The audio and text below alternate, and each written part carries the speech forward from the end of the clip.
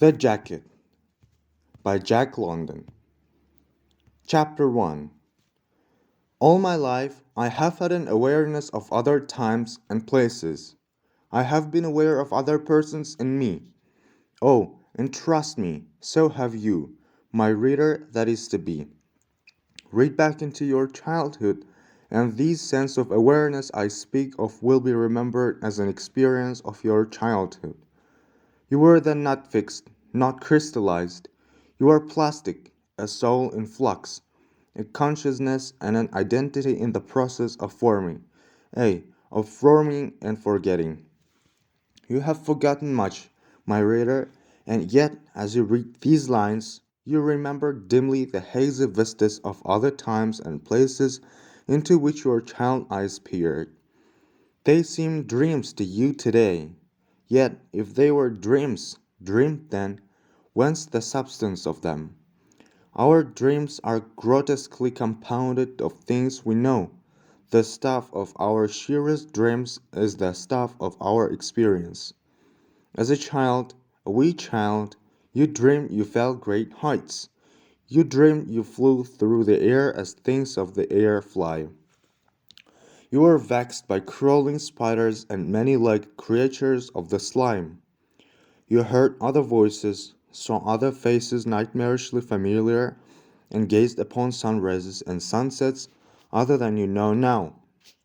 Looking back, you ever looked upon. Very well. These child glimpses are one of other wildness, of other lifeness, of things that you had never seen in this particular world of your particular life. Then once, other lives, other worlds, perhaps when you have read all that I shall write, you will have received answers to the perplexities I have propounded to you, and that you yourself, ere you came to read me, propounded to yourself. Wordsworth knew.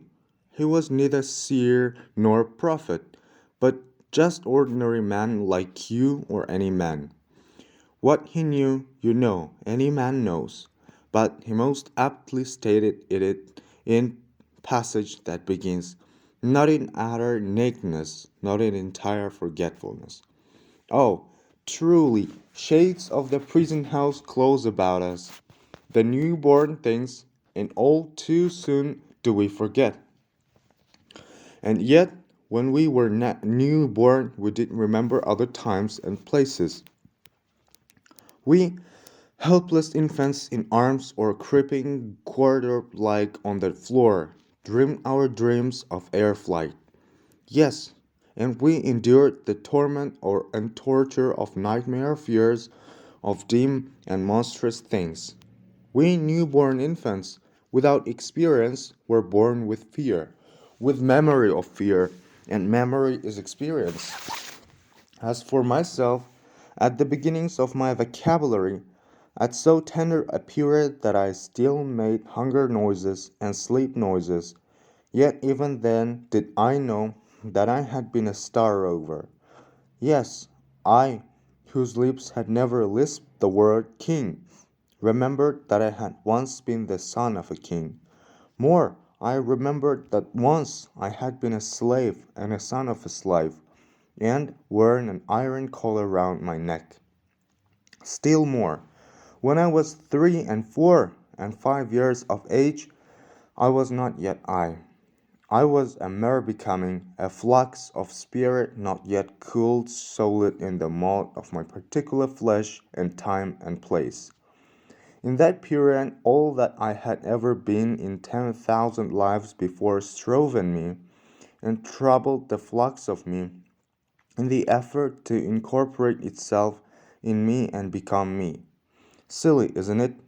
But remember, my reader, whom I hope to have traveled far with me through time and space. Remember, please, my reader, that I have thought much on these matters, that through bloody nights and sweets of dark that lasted years long, I have been alone with my many slaves to consult and contemplate my many selves. I have gone through the hells of all existences to bring you news which you will share with me in a casual, comfortable hour over my printed page. So, to return, I say during the ages of 3 and 4 and 5, I was not yet I. I was merely becoming as I took form in the mold of my body, and all the mighty, indestructible past wrought in the mixture of me to determine what the form of that becoming would be. It was not my voice that cried out in the night in fear of things known, which I, forsooth, did not and could not know. The same with my childish angers, my loves, and my daughters. Other voices screamed through my voice, and voices of men and women aforetime, of all shadowy hosts of progenitors. And the snarl of my anger was blended with the snarls of beasts more ancient than the mountains, and the vocal madness of my child hysteria, with all the red of its wrath, was squirted with the insensate, stupid cries of beasts pre-Adamic and pre-geologic in time. And there the secret is out, the red wrath. It has undone me in this, my present life. Because of it, a few short weeks hence, I shall be led from this cell to a high place with unstable flooring, graced above by a well stretched rope, and there they will be hang me by neck until I am dead. The red wrath always has undone me in all my lives, for the red wrath is my disastrous, catastrophic heritage from the time of the slimy things ere the world was prime. It is time that I introduce myself. I am neither fool nor lunatic. I want you to know that in order that you will believe the things I shall tell you. I am Darrell Standing. Some few of you who read this book will know me immediately, but to the majority, who are bound to be strangers, let me expose it myself. 8 years ago, I was professor of agronomics in the College of Agriculture of University of California. 8 years ago, the sleepy little university town of Berkeley was shocked by the murder of Professor Haskell in one of the laboratories of the mining building. Darrell Standing was the murderer. I am Darrell Standing. I was caught red-handed. Now, the right and the wrong of this affair with Professor Haskell I shall not discuss. It was purely a private matter. The point is that in a surge of anger, obsessed by that catastrophic red wrath that has cursed me down the ages, I killed my fellow professor. The court records show that I did, and for once I agree with the court records. No, I am not to be hanged for his murder. I received a life sentence for my punishment. I was 36 years of age at the time. I am now 44 years old.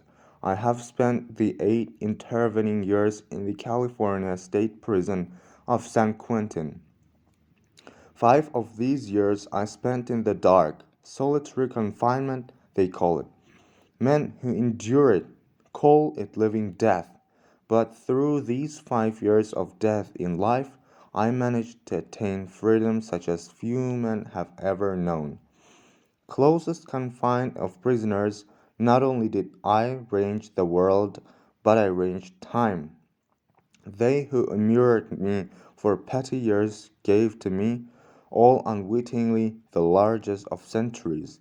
Truly, thanks to Ed Morrell, I have had 5 years of star roving. But Ed Morrell is another story.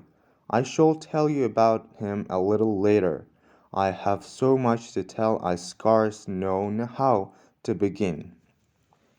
Well, a beginning. I was born on a quarter section in Minnesota. My mother was the daughter of an immigrant Swede. Her name was Hilda Tonneson. My father was Chauncey Standing, of old American stock. He traced back to Alfred Standing, an indentured servant or slave, if you please, who was transported from England to the Virginia plantations in the days that were even old when the youthful Washington went a surveying in the Pennsylvania wilderness. A son of Alfred Standing fought in the War of the Revolution, a grandson in the War of 1812. There have been no wars since in which the Standings have not been represented. I, the last of the Standings, died soon without issue, fought as a common soldier in the Philippines in our latest war, and to do so I resigned in the fully early ripeness of career, my professorship in the University of Nebraska. Good heavens, when I so resigned, I was headed for the deanship of the College of Agriculture in that university. I, the star rover, the red-blooded adventurer, the vagabondish saint of the centuries, the militant priest of remotest times, the moon-dreaming poet of ages forgotten and today unrecorded in man's history of man. And here I am, my hands dyed red in murderous row in the state prison of Folsom, awaiting the day decreed by the missionary of state when the servants of the state will lead me away into what they fondly believe is the dark they fear, the dark that gives them fearsome and superstitious fancies, the dark that drives them, driveling and yammering, to the altars of their fear created anthropomorphic gods. No, I shall never be dean of any college of agriculture. And yet I knew agriculture. It was my profession. I was born to it, reared to it, trained to it, and I was a master of it. It was my genius. I can pick the high percentage butter fat cow with my eye and let the Babcock tester prove the wisdom of my eye. I can look not at land but at landscape and pronounce the virtues and the shortcomings of the soil.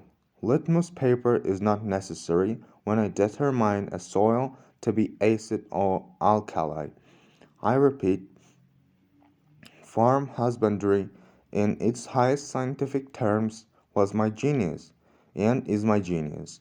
And yet the state, which includes all the citizens of the state, believes that it can blot out this wisdom of mine in the final dark by means of a rope about my neck and the abruptive jerk of gravitation. This wisdom of mine, that was incubated through the millennia, and that was well hatched ere the farm fields of Troy were ever pastured by the flocks of nomad shepherds. Corn? Who else knows corn?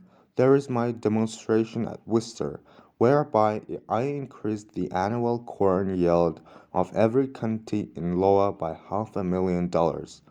This is history. Many a farmer riding in his motor car today knows who made possible that motor car. Many a sweet bosomed girl and bright browed boy poring over high school textbooks little dreams that I made that higher education possible by my corn demonstration at Worcester. In farm management, I know the waste of superfluous motion without studying a moving picture record of it. Whether it be farm or farmhand, the layout of buildings or the layout of the farmhand's labor. There is my handbook and tables on the subject. Beyond the shadow of any doubt, at this present moment, 100,000 farmers are knotting their brows over its spread pages or they tap out their final pipe and go to bed.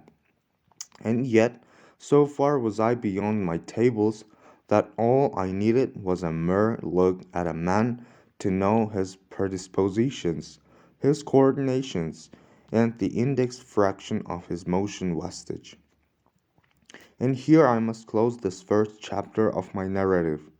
It's 9 o'clock, and in murderous raw, that means lights out.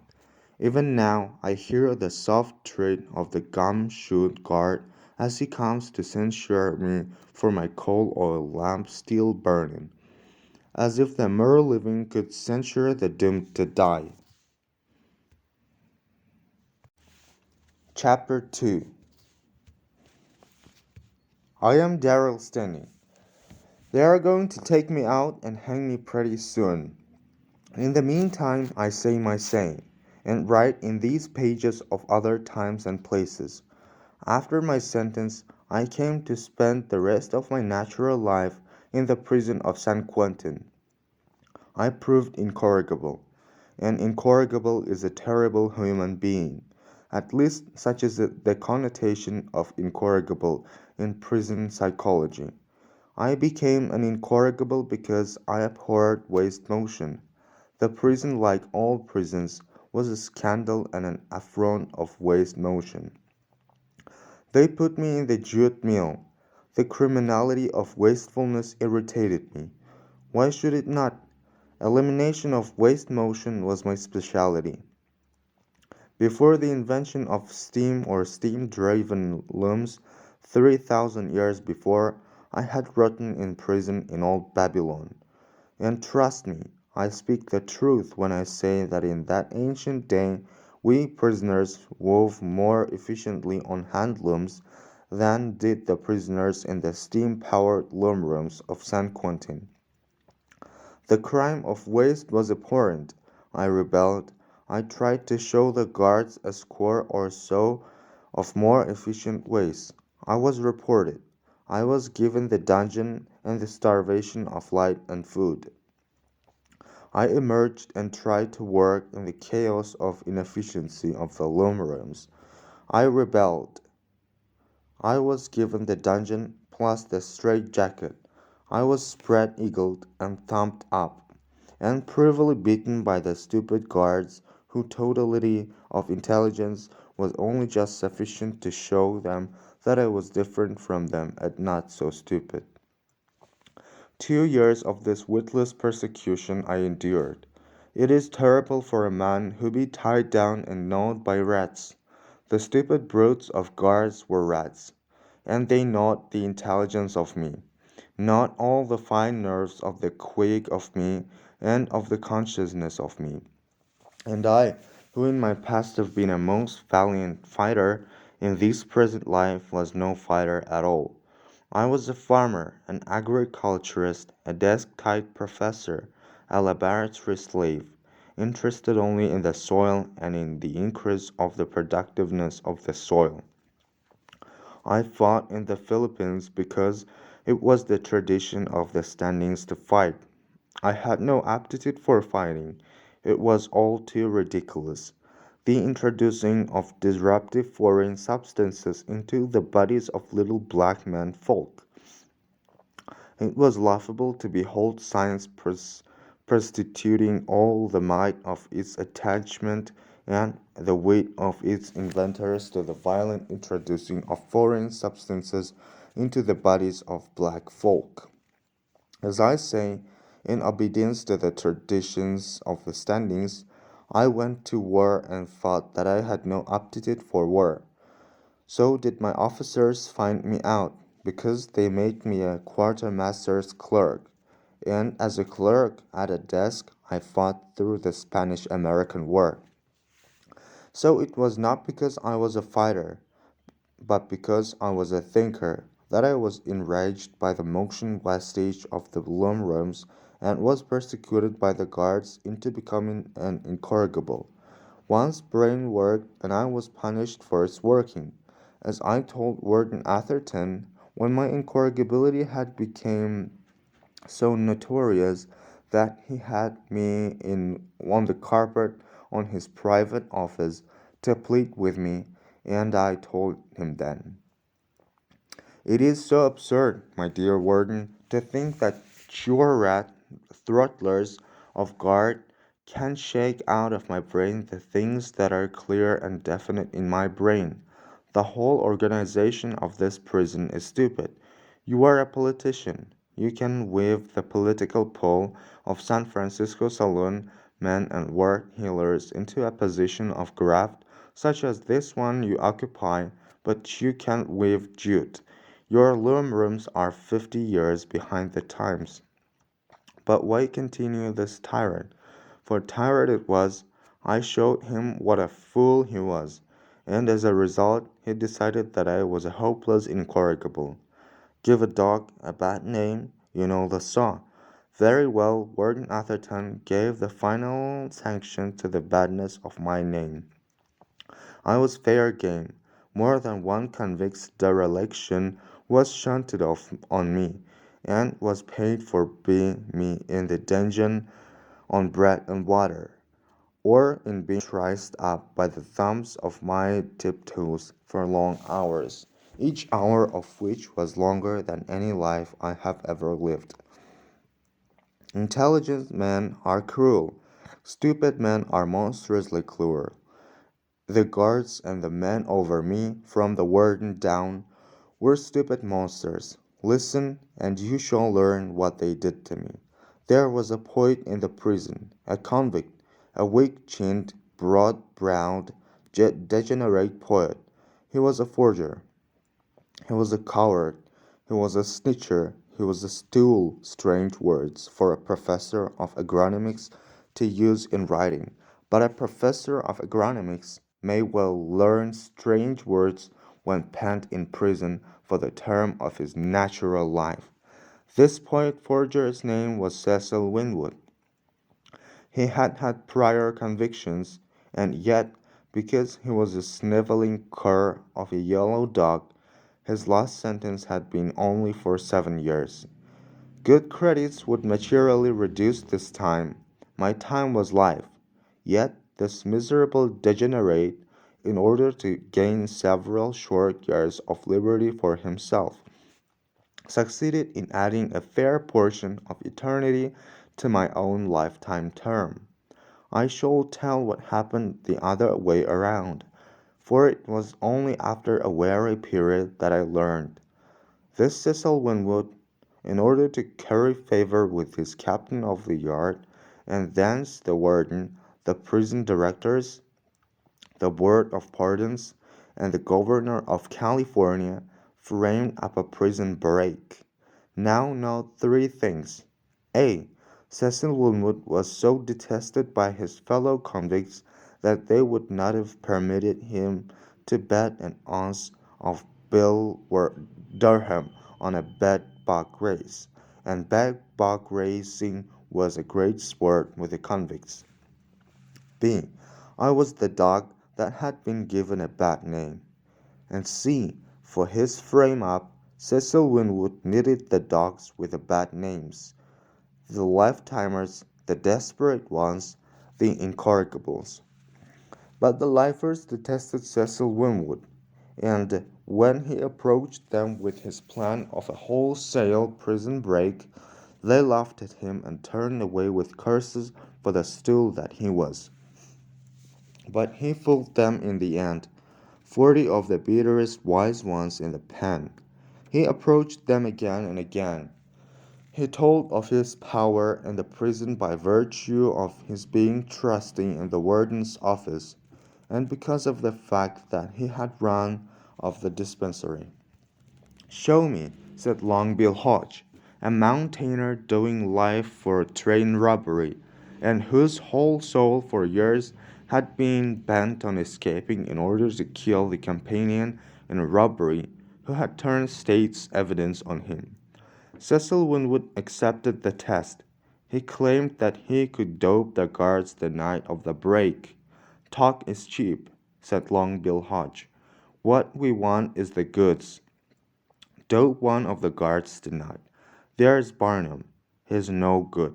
He beat up the crazy chink yesterday in Buckhouse Alley when he was off duty too. He's on the night watch. Dope him tonight and make him lose his job. Show me, and we'll talk business with you. All this Long Bill told me in the dungeons afterward. Cecil Winwood demurred against the immediacy of the demonstration. He claimed that he must have time in which to steal the dope from the dispensary. They gave him the time, and a week later he announced that he was ready. 40 hard-beaten lifers waited for the guard Barnum to go to sleep off his shift. And Barnum did. He was found asleep, and he was discharged for sleeping on duty. Of course, that convinced the lifers, but there were the captain of the yard to convince.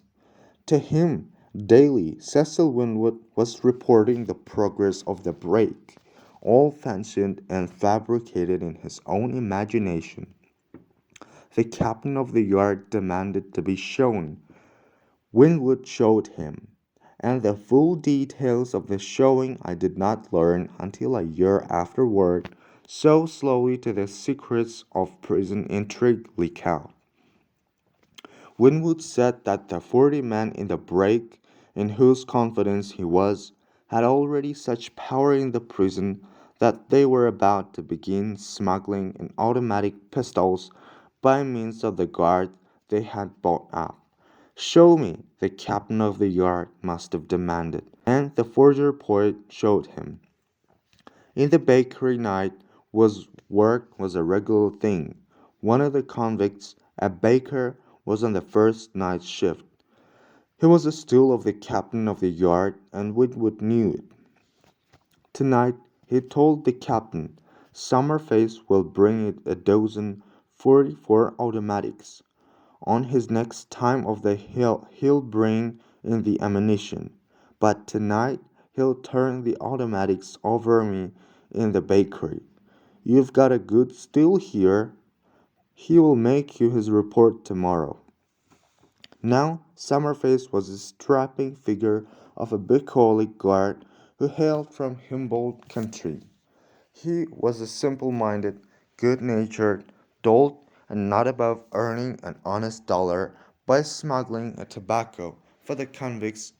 On that night, returning from a trip to San Francisco, he brought in with him 15 pounds of prime cigarette tobacco.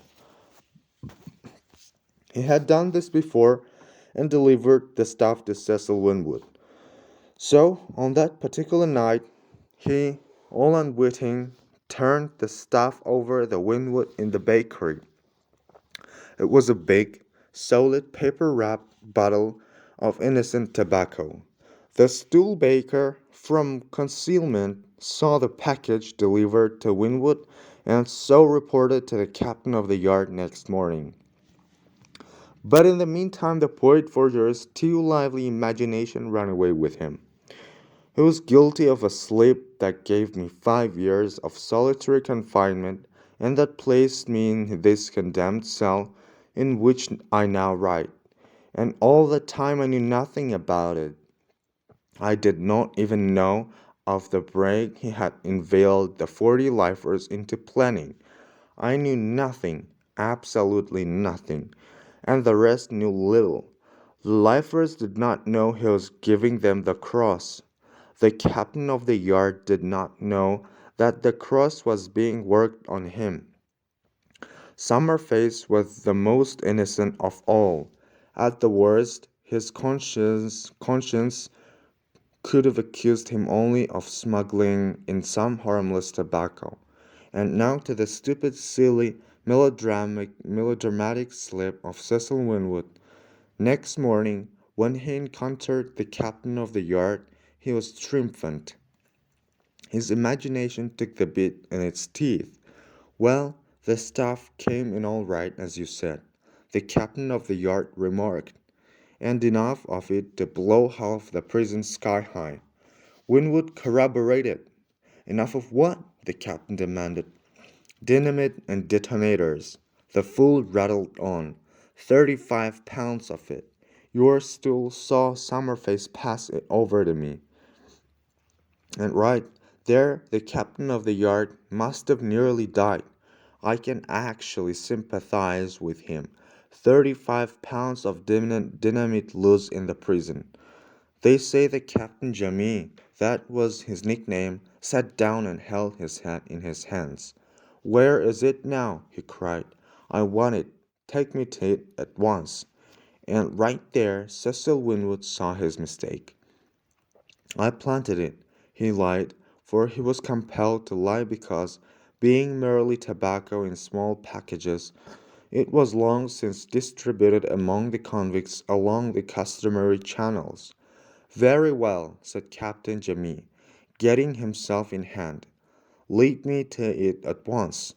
But there was no plant of high explosives to lead him to. The thing did not exist, had never existed save in the imagination of the wretched Winwood.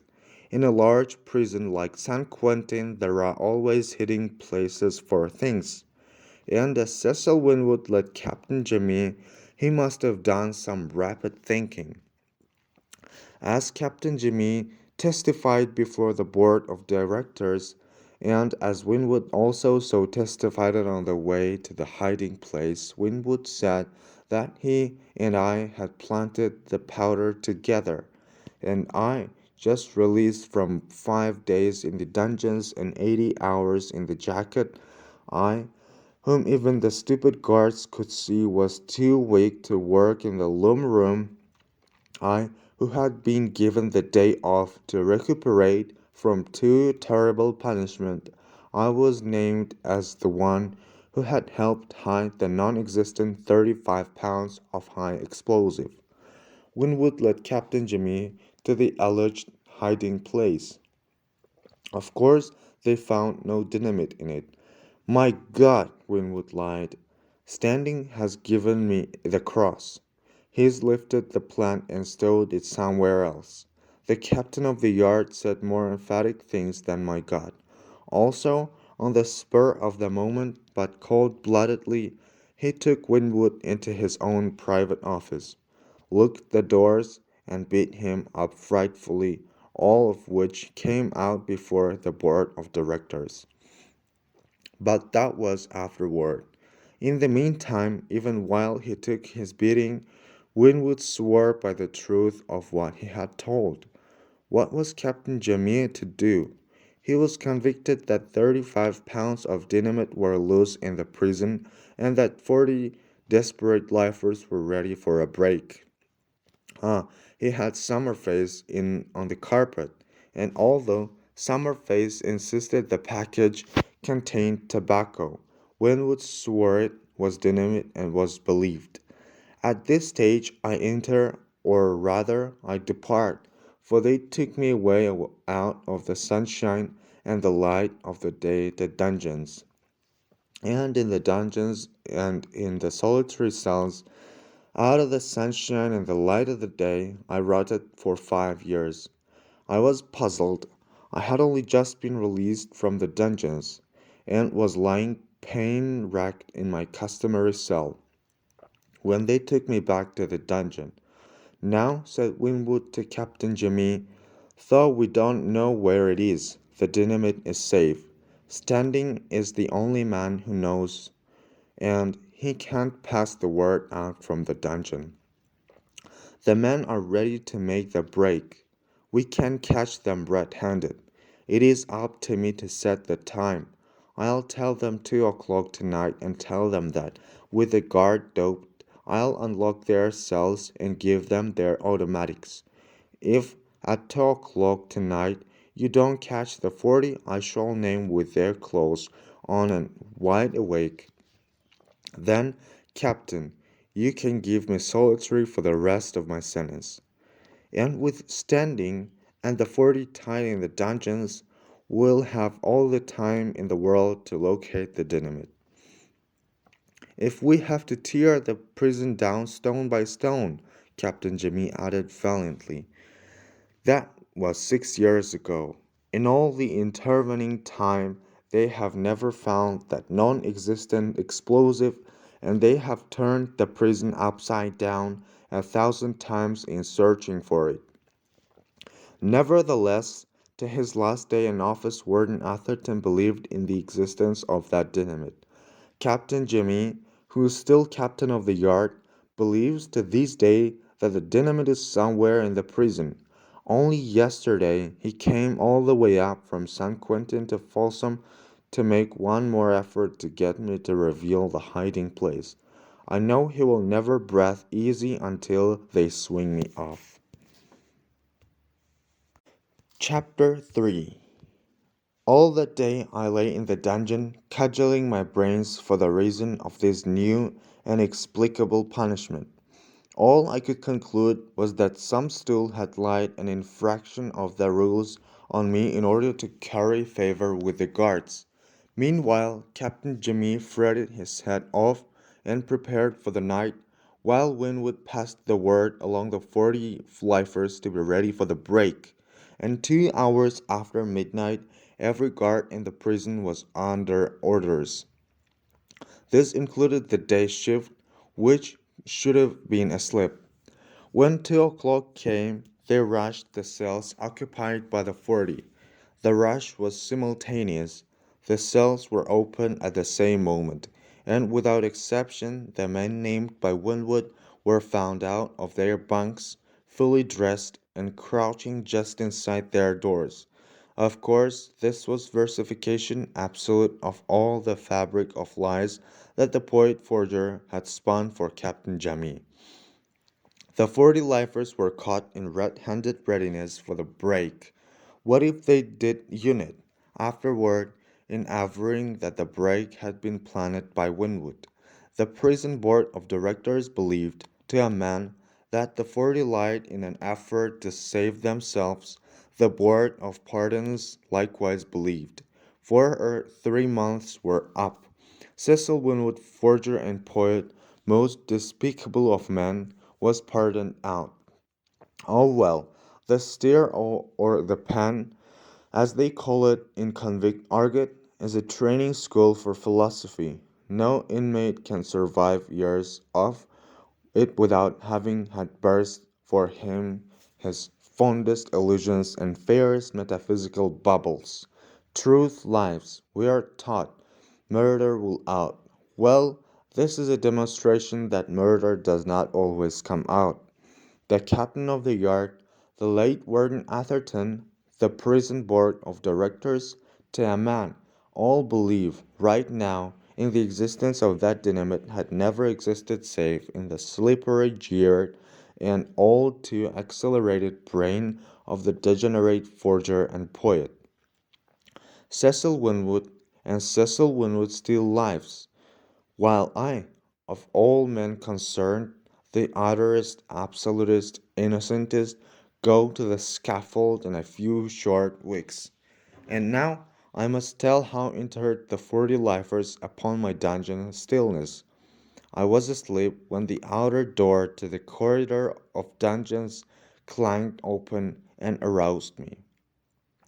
Some poor devil, was my thought. And my next thought was that he was surely getting his as I listened to the scuffling of feet, the dull impact of blows on flesh, the sudden cries of pain, the filth of curses, and the sounds of dragging bodies. For you see, every man was manhandled all the length of the way. Dungeon door after dungeon door clanged open, and body after body was thrust in, flung in, or dragged in.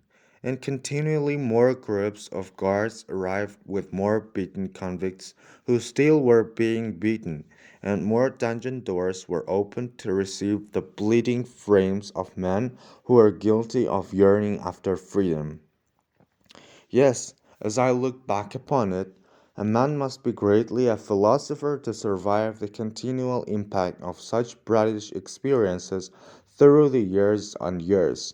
I am such a philosopher.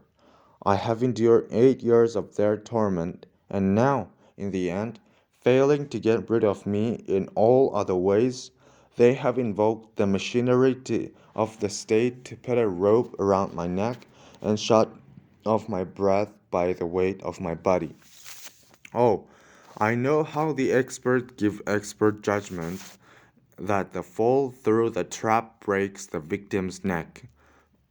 And the victims, like Shakespeare's traveler, never return to testify to the contrary. But we who have lived in the stir know of the cases. that are hushed in the prison crypts where the victims' necks are not broken. It is a funny thing that hanging of a man. I have never seen a hanging, but I have been told by eyewitnesses and details of a dozen hangings so that I know what will happen to me. Standing on the trap, leg manacled and arm manacled, the knot against the neck, the black cap drawn, they will drop me down until the momentum of my descending weight is fetched up abruptly short by the tautening rope. Then the doctors will group around me, and one will relieve another in successive turns in standing on a stool, his arms passed around me to keep me from swinging like a pendulum, his ear pressed close to my chest, while the counts my fading heart beats. Sometimes 20 minutes elapse after the trap is sprung ere the heart stops beating. Oh, trust me, they make most scientifically sure that a man is dead once they get him on a rope. I still wander aside from my narrative to ask a question or two or society. I have a right to so wander and so to question, for in a little while they are going to take me out and do this thing to me. If the neck of the victim be broken by the alleged throat arrangement of knot and noose, by the alleged throat calculation of the weight of the victim and the length of slack, then why do they manacle the arms of the victim? Society as a whole is unable to answer this question, but I know why. So does any amateur who ever engaged in a lynching bee and saw the victim throw up his hands, clutch the rope, and ease the throttle of the noose about his neck so that he might breathe. Another question I will ask of smug, cotton-wooled member of society whose soul has never strayed to the red hells. Why do they put the black cap over the head and the face of the victim or they drop him through the trap? Please remember that in a short while they will put that black cap over my head. So I have a right to ask, do they, your hangdogs, a smug citizen, do these your hangdogs fear to gaze upon the facial horror of the horror they perpetrate for you and ours and at your behest? Please remember that I am not asking the question in the 1200th year after Christ, nor in the time of Christ, nor in the 1200th year before Christ. I, who am to be hanged this year, the 1913th after Christ, ask these questions of you who are assembly Christ's followers, of you whose hangdogs are going to take me out of and hide my face under a black cloth because they dare not look upon the horror they do to me while I yet live. And now, back to the situation in the dungeons. When the last guard departed and the outer door clanged shut, all the 40 bitten disappointed men began to talk and ask questions. But almost immediately, roaring like a bull in order to be heard, Skysail Jack, a giant sailor of a lifer, ordered silence while a census could be taken. The dungeons were full, and dungeons by dungeon, in order of dungeons, shouted out its quota to the roll call. Thus, every dungeon was accounted for as occupied by trusted convicts, so that there was no opportunity for a stool to be hidden away and listening. Of me only were the convicts dubious, for I was the one man who had not been in the plot. They put me through a searching examination. I could but tell them how I had just emerged from dungeon and jacket in the morning, and without rhyme or reason, so far as I could discover, had been put back in the dungeon after being out only several hours. My record as an incorrigible was in my favor, and soon they began to talk. As I lay there and listened, For the first time, I learned of the break that had been a hatching, who had squealed. Was there one quest, and throughout the night quest was pursued. The quest for Cecil Winwood was vain, and the suspicion against him was a general. There is only one thing left, Skysail Jack finally said. It'll soon be morning, and then they'll take us out and give us bloody hell. We were caught dead to rights with our claws. Winwood crossed us and squealed. They're going to get us out one by one and mess up. There's 40 of us. Any line bound to be found out. So each lad, when they sweet him, just tell the truth, the whole truth, so help him God. And there, in the dark hole of man's inhumanity, from the dungeon cell to dungeon cell, their mouths against the king's, the 2 score lifers solemnly pledged themselves before God to tell the truth. Little good did their truth telling to them. At 9 o'clock, the guards, paid bravos of smug citizens who constitute the state, full of meat and sleep, were upon us. Not only had we had no breakfast, but we had had no water, and beaten men are prone to feverishness. I wonder, my reader, if you can glimpse or guess the faintest connotation of a man beat up, we prisoners call it. But no, I shall not tell you. Let it suffice to know that these beaten, feverish men lay 7 hours without water. At 9 the guards arrived. There were not many of them. There was no need for many, because they unlocked only one dungeon at a time. They were occupied with pick handles, a handy tool for the disciplining of a helpless man. One dungeon at a time, and dungeon by dungeon, they messed and pulped the lifers. They were impartial. I received the same pulping as the rest, and this was merely the beginning, the preliminary to the examination each man was to undergo alone in the presence of paid brutes of the state. It was the forecast to each man of what each man might expect in Inquisition Hall. I have been through most of the red house of prison life, but worst of all, far worse than what they intend to do with me in a short while, was the particular hell of the dungeons in the days that followed. Long Bill Hodge, the hard-bitten mountaineer, was the first man interrogated.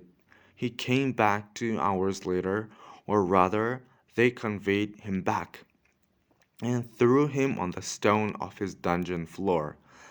They then took away Luigi Palazzo, a San Francisco hoodlum, the first native generation of Italian parentage, who jeered and sneered at them and challenged them to rake their worst upon him. It was some time before Long Bill Hodge mastered his pain sufficiently to be coherent. What about this dynamite? He demanded. Who knows anything about dynamite? And of course nobody knew, although it had been the burden of the interrogation put to him. Luigi Palazzo came back in a little less than 2 hours, and he came back a wreck that babbled in a delirium and could give no answer to the questions showered upon him along the echoing corridor of dungeons by the men who were yet to get what he had got, and who desired greatly to know what things had been done to him and what interrogations had been put to him. Twice again in the next 48 hours, Luigi was taken out and interrogated. After that, a gibbering imbecile, he went to live in Buckhouse Alley. He has a strong constitution. His shoulders are broad, his nostrils wide, his chest is deep, his blood is pure. He will continue to gibber in Buckhouse Alley long after I have swung off and escaped the torment of the penitentiaries of California. Man after man was taken away, one at a time, and the wrecks of men were brought back, one by one, to rave and howl in the darkness. And as I lay there and listened to the moaning and the groaning and all the idle chattering of pain-addled wits, somehow vaguely reminiscent, it seemed to me that somewhere, sometime, I had sat in a high place, callous and proud, and listened to a similar chorus of moaning and groaning.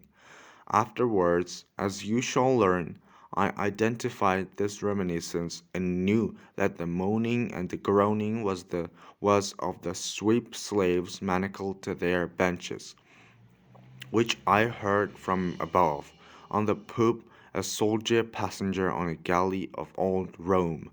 That was when I sailed for Alexandria, a captain of men, on my way to Jerusalem, but that is a story I shall tell you later. In meanwhile. Chapter 4. In the meanwhile, obtained the horror of the dungeons after the discovery of the plot to break prison, and never, during those eternal hours of waiting, was it absent from my consciousness that I should follow these other convicts out, into the hells of inquisition they endured, and be brought back a wreck and flung on the stone floor of my stone-walled, iron-doored dungeon. They came for me, ungraciously and ungently, with blow and curse, they haled me forth, and I faced Captain Jemmy and Warden Atherton, themselves arrayed with the strength of half a dozen state-bought, tax-paid brutes of guards who lingered in the room to do anything bidding, but they were not needed. "Sit down," said Warden Atherton, indicating a stout armchair. I, beaten and sore, without a water for a night long and a day long, faint with hunger, weak from a beating, and had been added to 5 days in the dungeon and 80 hours in the jacket, oppressed by the calamity of human fate, apprehensive of what was to happen to me from what I had seen happen to the others. I, a wavering waif of a human man, and an erstwhile professor of agronomy in a quiet college town, I hesitated to accept the invitation to sit down. Warden Atherton was a large man and a very powerful man. His hands flashed out to a grip on my shoulders. I was a straw in his strength. He lifted me chair off the floor and crashed me down in the chair. "Now," he said, while I gasped and swallowed my pain, "tell me about it."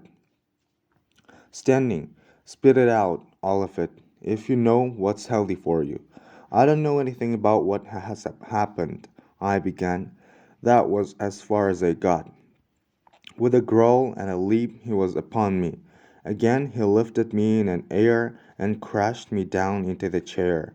"No nonsense, Standing," he warned. "Make a clean breast of it. Where is the dynamite?" "I don't know anything of any dynamite," I protested. Once again I was lifted and smashed back into the chair. I have endured tortures of various sorts, but when I reflect upon them in the quietness of these my last days, I am confident that no other torture was quite the equal of that chair torture. By my body that stout chair was battered out of any semblance of a chair. Another chair was brought, and in the time that chair was demolished. But more chairs were brought, and the eternal questioning about the dynamites went on. When Warden Atherton grew tired, Captain Jemmy relieved him, and then the guard Monahan took Captain Jemmy's place in smashing me down into the chair, and always it was dynamite, dynamite, where is the dynamite? And there was no dynamite. Why, toward the last I would have given a large portion of my immortal soul for a few pounds of dynamite to which I could confess. I did not know how many chairs were broken by my body. I fainted times without number, and toward the last the whole thing became nightmarish.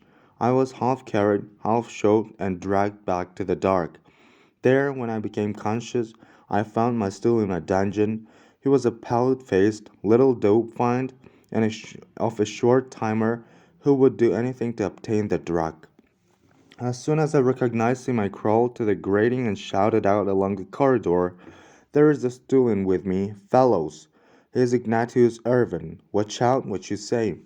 The outburst of imprecations that went up would have shaken the fortitude of a braver man than Ignatius Irvin.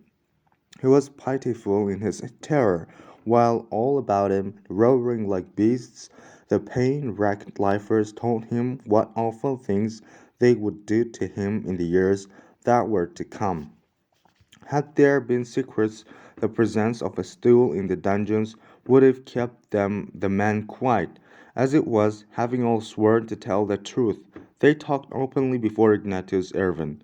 The one great puzzle was the dynamite, of which they were as much in the dark as was I. They appealed to me. If I knew anything about the dynamite, they begged me to confess it, and save them all from further misery. And I could tell them only the truth, that I knew of no dynamite. One thing the stool told me, before the guards removed him, showed how serious was this matter of the dynamite. Of course, I passed in the prison all day.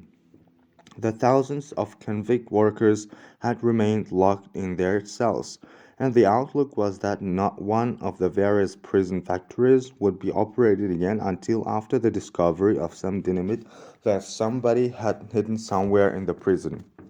And ever the examination went on. Ever, one at a time, convicts were dragged away and dragged or carried back again. They reported that Warden Atherton and Captain Jimmy, exhausted by their efforts, relieved each other every 2 hours. While one slept, the other examined, and they slept in their clothes in the very room in which strong man after strong man was being broken. And hour by hour, in the dark dungeons, our madness of torment grew. Oh, trust me as one who knows hanging is an easy thing compared with the way live men may be hurt in all the life of them and still live. I, too, suffered equally with them from pain and thirst. Be added to my suffering was the fact that I remained conscious to the sufferings of the others. I had been an incorrigible for 2 years, and my nerves and brain were hardened to suffering. It is a frightful thing to see a strong man broken. About me, at the one time, were 40 strong men being broken. Even the cry for water went up, and the place became lunatic with the crying, sobbing, babbling, and raving of men in delirium. Don't you see? Our truth, the very truth we told, was our damnation. When 40 men told the same things with such anonymity, Warden Atherton and Captain Jimmy could only conclude that the testimony was a memorized lie which each of the 40 rattled off parrot-like. From the standpoint of the authorities, their situation was as desperate as ours. As I learned afterward, the board of prison directors had been summoned by telegraph, and 2 companies of state militia were being rushed to the prison. It was winter weather, and the frost is sometimes shrewd even in California winter. We had no blankets in the dungeons. Please know that it is very cold to stretch bruised human flesh on frosty stone. In the end, they did give us water. Jeering and cursing us, the guards ran in the houses and played the fierce streams on us, dungeon by dungeon, hour after hour, until our bruised flesh was battered all anew by the violence with which the water smote us, until we stood knee deep in the water which we had raved for and for which now we raved the seas. I shall skip the rest of what happened in the dungeons. In passing, I shall merely state that no one of those 40 lifers was ever sane again. Luigi Palazzo never recovered his reason. Long Bill Hodge slowly lost his sanity, so that a year later he, too, went to live in Buckhouse Alley.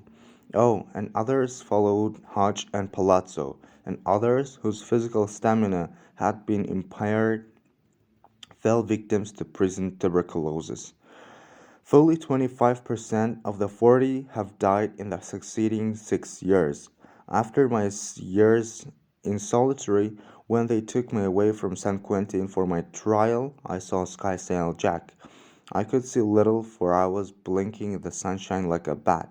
After 5 years of darkness, yet I saw enough of Skysail Jack to pain my heart. It was crossing the prison yard that I saw him. His hair had turned white, he was prematurely old, his chest had caved in, his cheeks were sunken, his hands shook as with palsy. He tottered as he walked, and his eyes blurred with tears as he recognized me. For I, too, was a sad wreck of what had once been a man. I weighed 87 pounds. My hair, streaked with gray, was a 5 years' growth, as were my beard and mustache, and I, too, tottered as I walked, so that the guards helped to lead me across the sun-blinding patch of yard. And Skysail Jack and I peered and knew each other under the wreckage.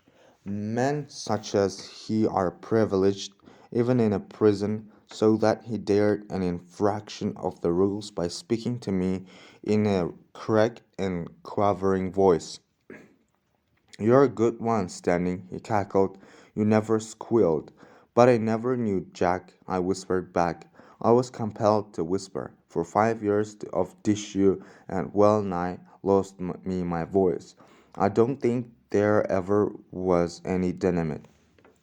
"That's right," he cackled, nodding his head childishly. "Stick with it. Don't ever let them know." "You're a good one. I take my hat off you. Standing, you never squealed." And the guards led me on. And that was the last I saw Skysail Jack. It was plain that even he had become a believer in the dynamite myth. Twice they had me before the full board of directors. I was alternately bullied and cajoled. Their attitude resolved itself into two proportions. If I delivered up the dynamite, they would give me a nominal punishment of 30 days in the dungeon and then make me a trustee in the prison library. If I persisted in my stubbornness and did not yield up the dynamite, then they would put me in solitary for the rest of my sentence. In my case, being a life prisoner, this was tantamount to condemning me to solitary confinement for life. Oh no, California is civilized. There is no such law on the statute books. It is a cruel and unusual punishment, and no modern state would be guilty of such a law. Nevertheless, in the history of California, I am the third man who has been condemned for life to solitary confinement. The other two were Jake Oppenheimer and Ed Morrell. I shall tell you about them soon, for I rotted with them for years in the cells of silence. Oh, another thing, they are going to take me out and hang me in a little while. No, not for killing Professor Haskell. I got life imprisonment for that.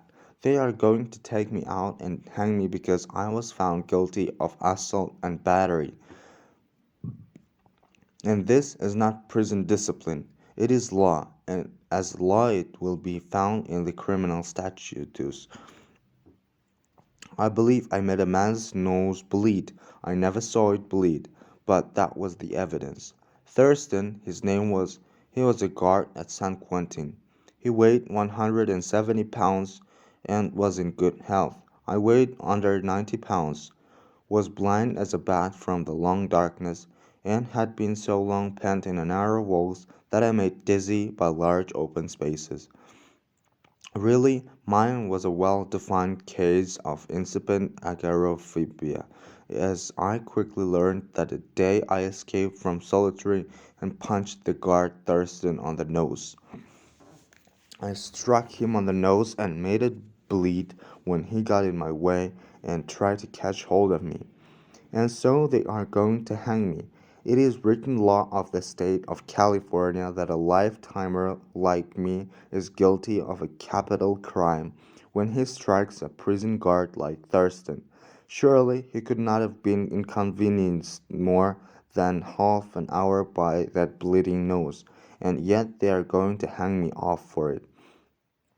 And see, this law, in my case, is ex post facto.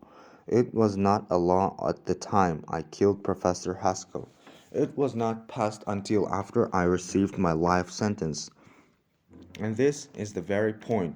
My life sentence gave me my status under this law, which had not yet been written on the books. It is because of my status of lifetimer that I am to be hanged for battery committed on the guard Thurston. It is clearly ex post facto and therefore unconstitutional. But what bearing has the Constitution on constitutional lawyers when they want to put the notorious Professor Darrell Standing out of the way? Nor do I even establish the precedent with my execution. A year ago, as everybody who reads the newspapers knows, they hanged Jake Oppenheimer right here in Folsom for a precisely similar offense. Only in his case of battery, he was not guilty of making a guard's nose bleed. He caught a convict unintentionally with a bread knife. It is strange, life and men's ways and laws and tangled paths. I am writing these lines in the very cell in murderous row that Jacob and Hamer occupied ere they took him out and did to him what they are going to do to me. I warn to you I had many things to write about. I shall now return to my narrative. The board of prison directors gave me my choice. A prison trusteeship and succeeds from the Jutlums if I gave upon the existent dynamite life imprisonment in the solitary if I refused I give up the non-existent dynamite.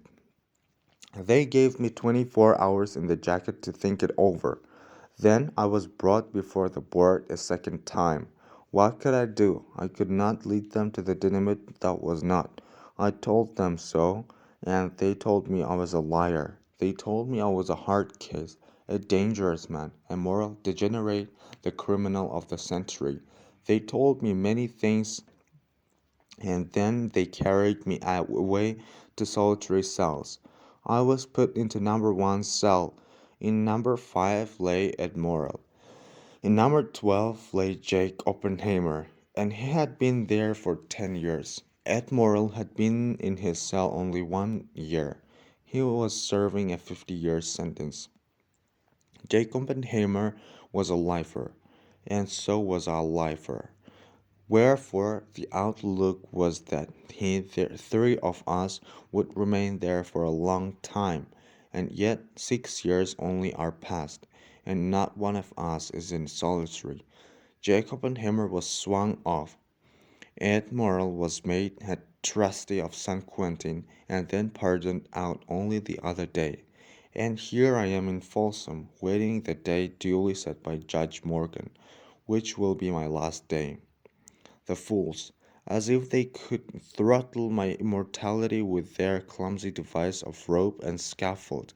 I shall walk and walk again, oh, countless times, this fair earth, and I shall walk in the flesh, be prince and peasant, servant and fool, sit in the high place and groan under the wheel. Chapter 5. It was very lonely, at first, in solitary, and the hours were long. Time was marked by regular changing of the guards, and by the alternation of day and night. Day was only a little light, but it was better than the old dark of the night. In solitary, the day was an ooze, a simply seepage of light from the bright outer world. Never was the light strong enough to read by. Besides, there was nothing to read. One could only lie and think and think. And I was a lifer, and it seemed certain, if I did not do a miracle, make 35 pounds of dynamite out of nothing, that all the years of my life would be spent in the silent dark. My bed was a thin and rotten tick of straw spread on the cell floor. One thin and filthy blanket constituted the covering. There was no chair, no table, nothing but the tick of straw and the thin, aged blanket.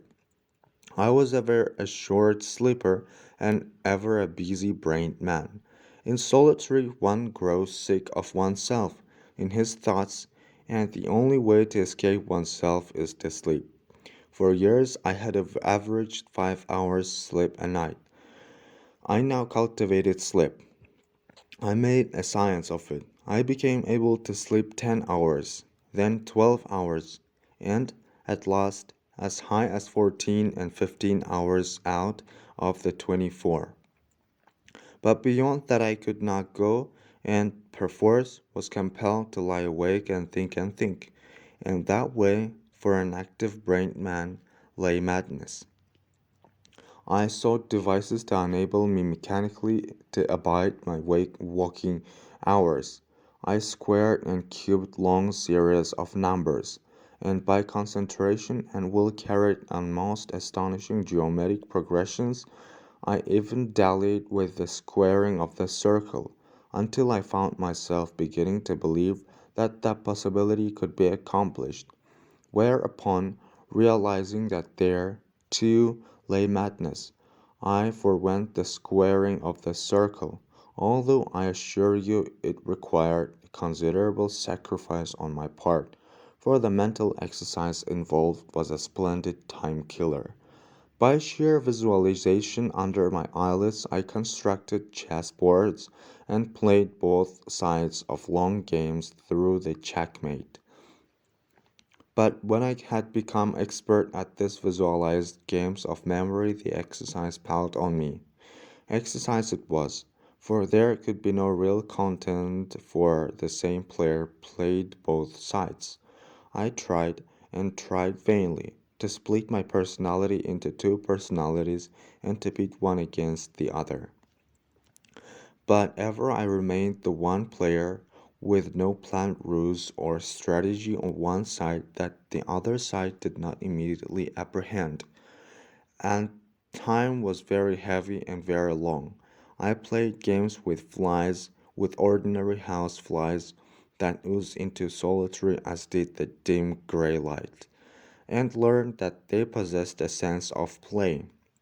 For instance, lying on the cell floor, I established an arbitrary and imaginary line along the wall some 3 feet above the floor.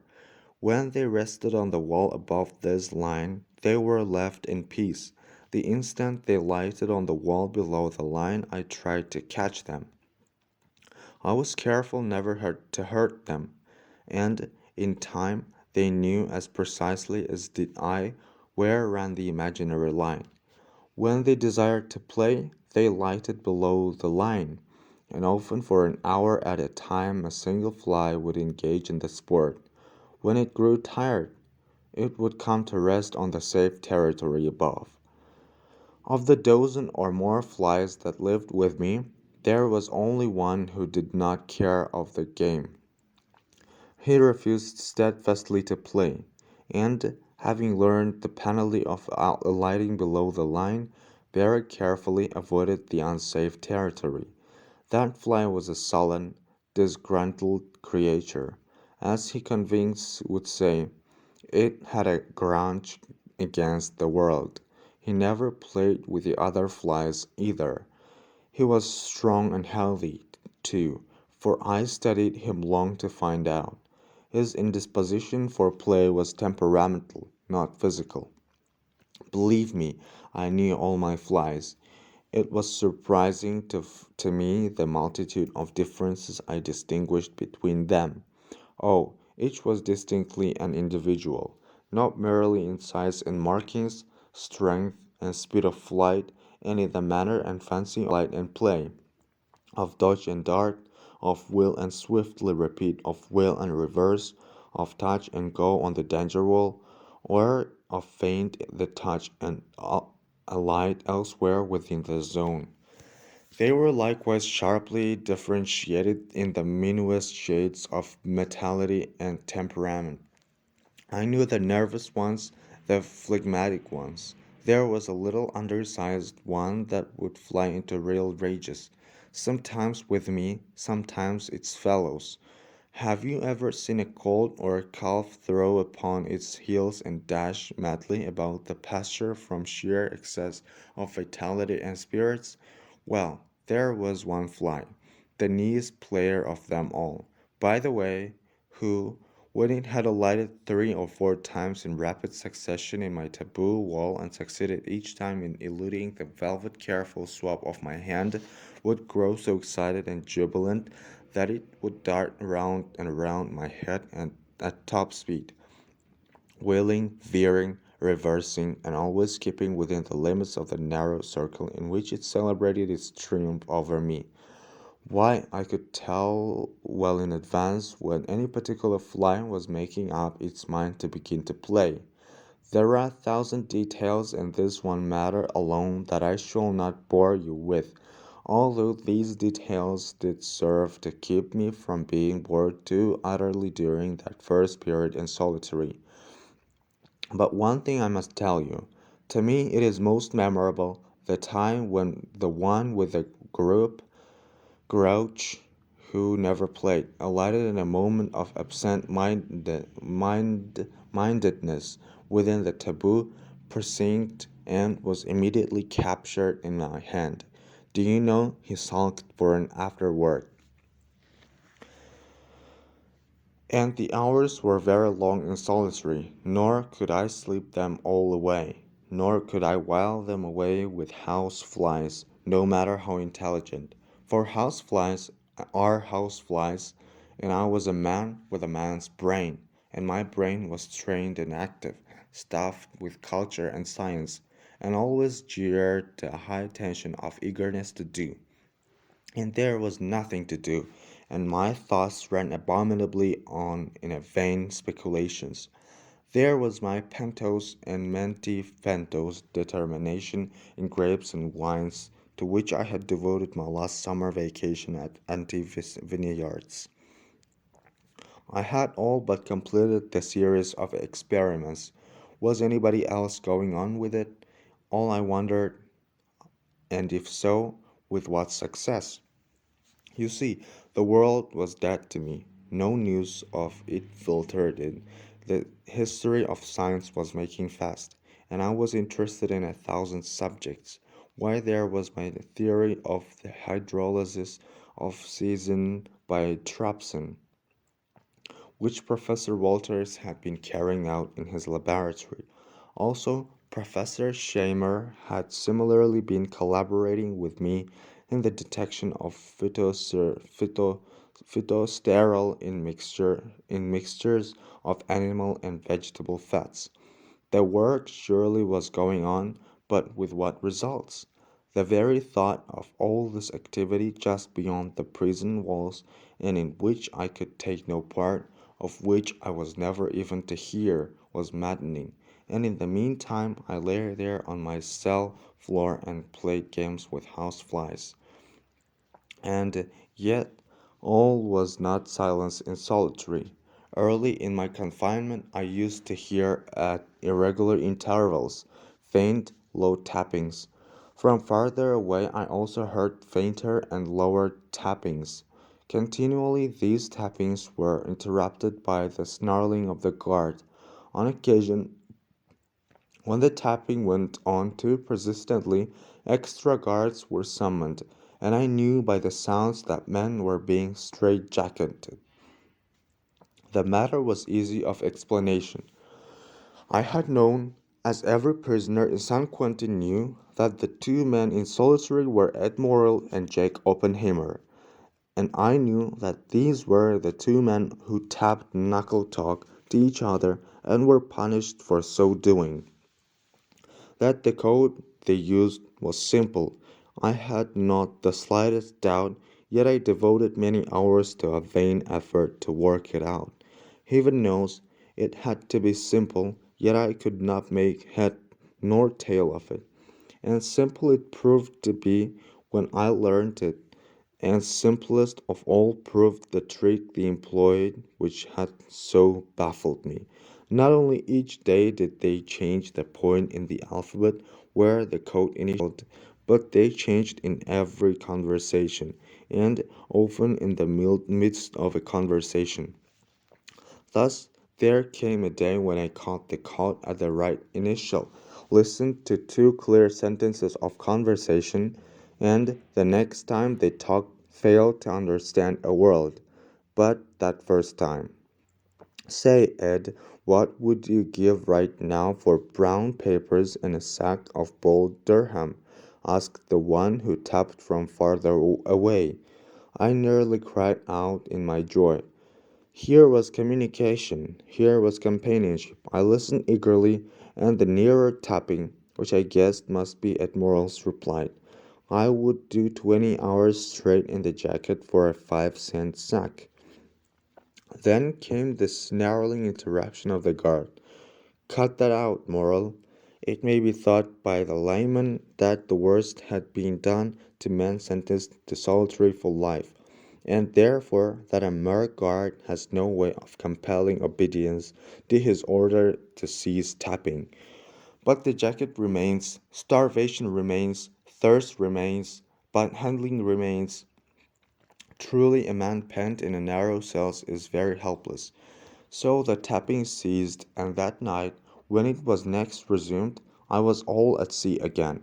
But prearrangement they had changed the initial letter of the code, but I had caught the clue, and in the matter of several days occurred again the same initialment. I had understood. I did not wait on courtesy. Hello, I tapped. Hello, stranger, Morrow tapped back, and from Oppenheimer, welcome to our city. They were curious to know who I was, how long I was condemned to solitary, and why I had been so condemned. But all this I put to the side in order to first learn their system of changing the code initial. After I had this clear, we talked. It was a great day, for the two lifers had become three. Also, they accepted me only on probation. As they told me long after, they feared I might be a stool placed there to work a frame upon them. It had been done before to Oppenheimer, and he had paid dearly for the confidence he responded in Warden Atherton's stool. To my surprise, yes, to my elation be it said, both my fellow prisoners knew me through my record as an incorrigible. Even two into the living grave Oppenheimer had occupied for 10 years had my fame, or notoriously rather penetrated. I had much to tell them of prison happenings and of the outside world, the conspiracy to escape of the 40 lifers, the search for the alleged dynamite, and all the treacherous frame-up of Cecil Winwood was news to them. As they told me, news did occasionally dribble into solitary by the way of the guards, but they had nothing for a couple of months.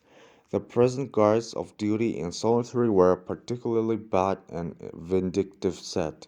Again and again that day we were cursed for our knuckle talking by whatever guard was on, but we could not refrain.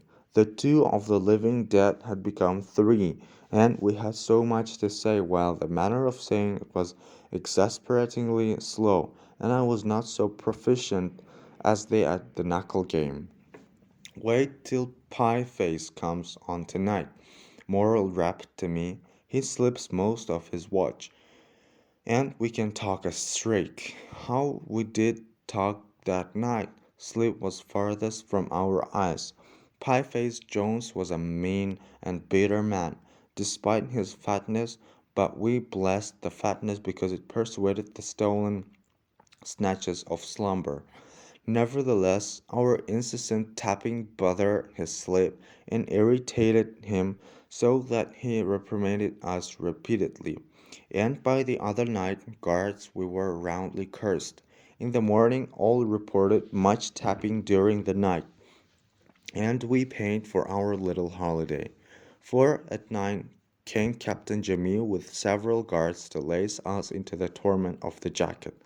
Until 9 the following morning, for 24 straight hours, laced and helpless on the floor, without food or water, we paid the price for speech. Oh, our guards were brutes, and under their treatment we had to harden the brutes in order to live. Hard work makes calloused hands, hard guards make hard prisoners. We continued to talk and, on occasion, to be jacketed for punishment. Night was the best time, and when substitute guards chanced to be on, we often talked through a whole shift. Night and day were one with us who lived in the dark. We could sleep any time. We could knuckle talk only on occasion. We told one another much of the history to our lives, and for long hours Morel and I have lain silently, while steadily, with faint far taps, Oppenheimer slowly spelled out his life story from the early years in a San Francisco slum, through his gang training, through his initiation into all that was vicious, when, as a lad of 14, he served as night messenger in the red light district, through his first detected infraction of laws in on and on, through thefts and robberies to the treachery of a comrade and to red slayings inside prison walls. They called Jake Oppenheimer the human tiger. Some cop reporter coined the phrase that will long outlive the man to whom it was applied, and yet I ever found in Jake Oppenheimer all the cardinal traits of right humanness. He was faithful and loyal. I know of the times he has taken punishment in preference to informing on a comrade. He was brave, he was patient, he was capable of self sacrifice. I could tell a story of this, but shall not take the time, and justice with him was a passion. The prison killings done by him were due entirely to this extreme sense of justice, and he had a splendid mind. A lifetime in prison, 10 years of it in solitary, had not dimmed his brain. Moral, ever a true comrade, too had a splendid brain. In fact, and I who am about to die have the right to say it without incurring the charge of immodesty. The three best minds in San Quentin from the warden down were the three that rotted there together in solitary. And here at the end of my days, reviewing all that I have known of life, I have compelled to the conclusion that strong minds are never docile. The stupid men, the fearful men, the men ungifted for passionate rightness and fearless championship, these are the men who make model prisoners. I thank all gods that Jake Oppenheimer, Ed Morrell, and I were not model prisoners. Chapter 6. There is more than the germ of truth in things erroneous in the child's definition of memory as the thing one forgets with. To be able to forget means sanity. Incessantly to remember means obsession, lunacy. So the problem I faced in solitary, where incessant remembering strove for possession of me, was the problem of forgetting. When I gamed with flies, or played chess with myself, or talked with my knuckles, I partially forgot. What I desired was entirely to forget. There were the boyhood memories of other times and places, the trailing clouds of glory or Wordsworth. If a boy had had these memories, were they irretrievably lost when he had grown to manhood? Could this particular content of his boy brain be utterly eliminated? Or were these memories of other times and places still residual, asleep, immersed in solitary brain cells similarly to the way I was immersed in a cell in San Quentin? Solitary life prisoners have been known to resurrect and look upon the sun again. Then why could not these other world memories of the boy resurrect? But how? In my judgment, by attainment of complete forgetfulness of present and of manhood past. And again, how? Hypnotism should do it. If by hypnotism the conscious mind were put to sleep, and the subconscious mind awakened, then was the thing accomplished. Then would all the dungeon doors of the brain be thrown wide. Then would the prisoners emerge into the sunshine. So I reasoned with what result you shall learn. But first I must tell how. As a boy, I had had these other-world memories. I had glowed in the clouds of glory I trailed from life for time. Like any boy, I had been haunted by the other beings I had been at other times. These had been during my process of becoming, ere the flux of all that I had ever been had hardened in the mold of the one personality that was to be known by men for a few years as Darrell Standing. Let me narrate just one incident. It was up in Minnesota on the old farm. I was nearly 6 years old, a missionary to China, returned to the United States and sent out by the Board of Missions to raise funds from the farmers. Spent the night in our house. It was in the kitchen, just after supper, as my mother was helping me undress for bed, and the missionary was showing photographs of the Holy Land. And what I am about to tell you I should long since have forgotten had I not heard my father recite it to wondering listeners so many times during my childhood. I crowd out at sight of one of the photographs and looked at it, first with eagerness and then with disappointment. It had seemed of a sudden most familiar, in much the same way that my father's barn would have been in a photograph. Then it had seemed altogether strange. But as I continued to look, the haunting sense of familiarity came back. The Tower of David, the missionary said to my mother. No, I cried with great positiveness. You mean that it isn't his name? The missionary asked. I nodded. Then what is its name, my boy? Its name is. I began, then concluded lamely. I forget. It don't look the same now, I went on the after a pause. They've been fixin' it up awful. Here the missionary handed to my mother another photograph he had sought out. I was there myself 6 months ago, Mrs. Standing, he pointed with his finger. That is the Jaffa Gate where I walked in and right up to the Tower of David in the back of the picture where my finger is now. The authorities pretty well agreed on such matters, El Kula as it was known by. But here I broke in again, pointing to rubbish piles of ruined masonry on the left edge of the photograph. Over there somewhere, I said. The name you just spoke was that the Josts called it, but we called it somewhere else, something else. We called it, I forget. Listen to the youngster, my father chuckled. You'd think he'd been there? I nodded my head, for in that moment I knew I had been there, though all seemed strangely different. My father laughed the harder, but the missionary thought I was making the game of him. He handed me another photograph. It was just a bleak waste of a landscape, barren of trees and vegetation, a shallow canyon with easy sloping walls of rubble. In the middle distance was a cluster of wretched, flat-roofed hovels. Now, my boy, where's that?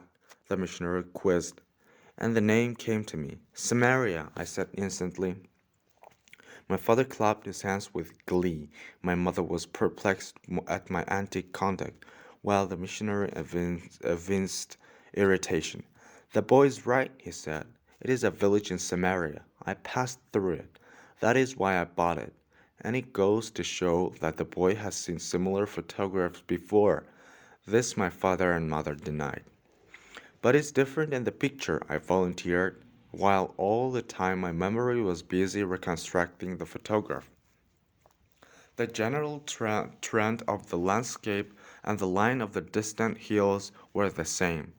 The differences I noted aloud and pointed out with my finger. The houses was about right here, and there was more trees, lots of grass, and lots of goats. I can't see 'em now, and two boys driving 'em. And right here is a lot of men walking behind one man. And over there, I pointed to where I had placed my village, is a lot of tramps. They ain't got nothing on exceptin' rags. And they're sick. Their faces and hands and legs is all sores. has heard the story in church or somewhere. You remember the healing of the lepers and Luke? The missionary said with a smile of satisfaction. How many sick tramps are there, my boy? I had learned to count to 100 when I was 5 years old, so I went over the group carefully and announced, 10 of them. They're all waving their arms and yelling at the other men.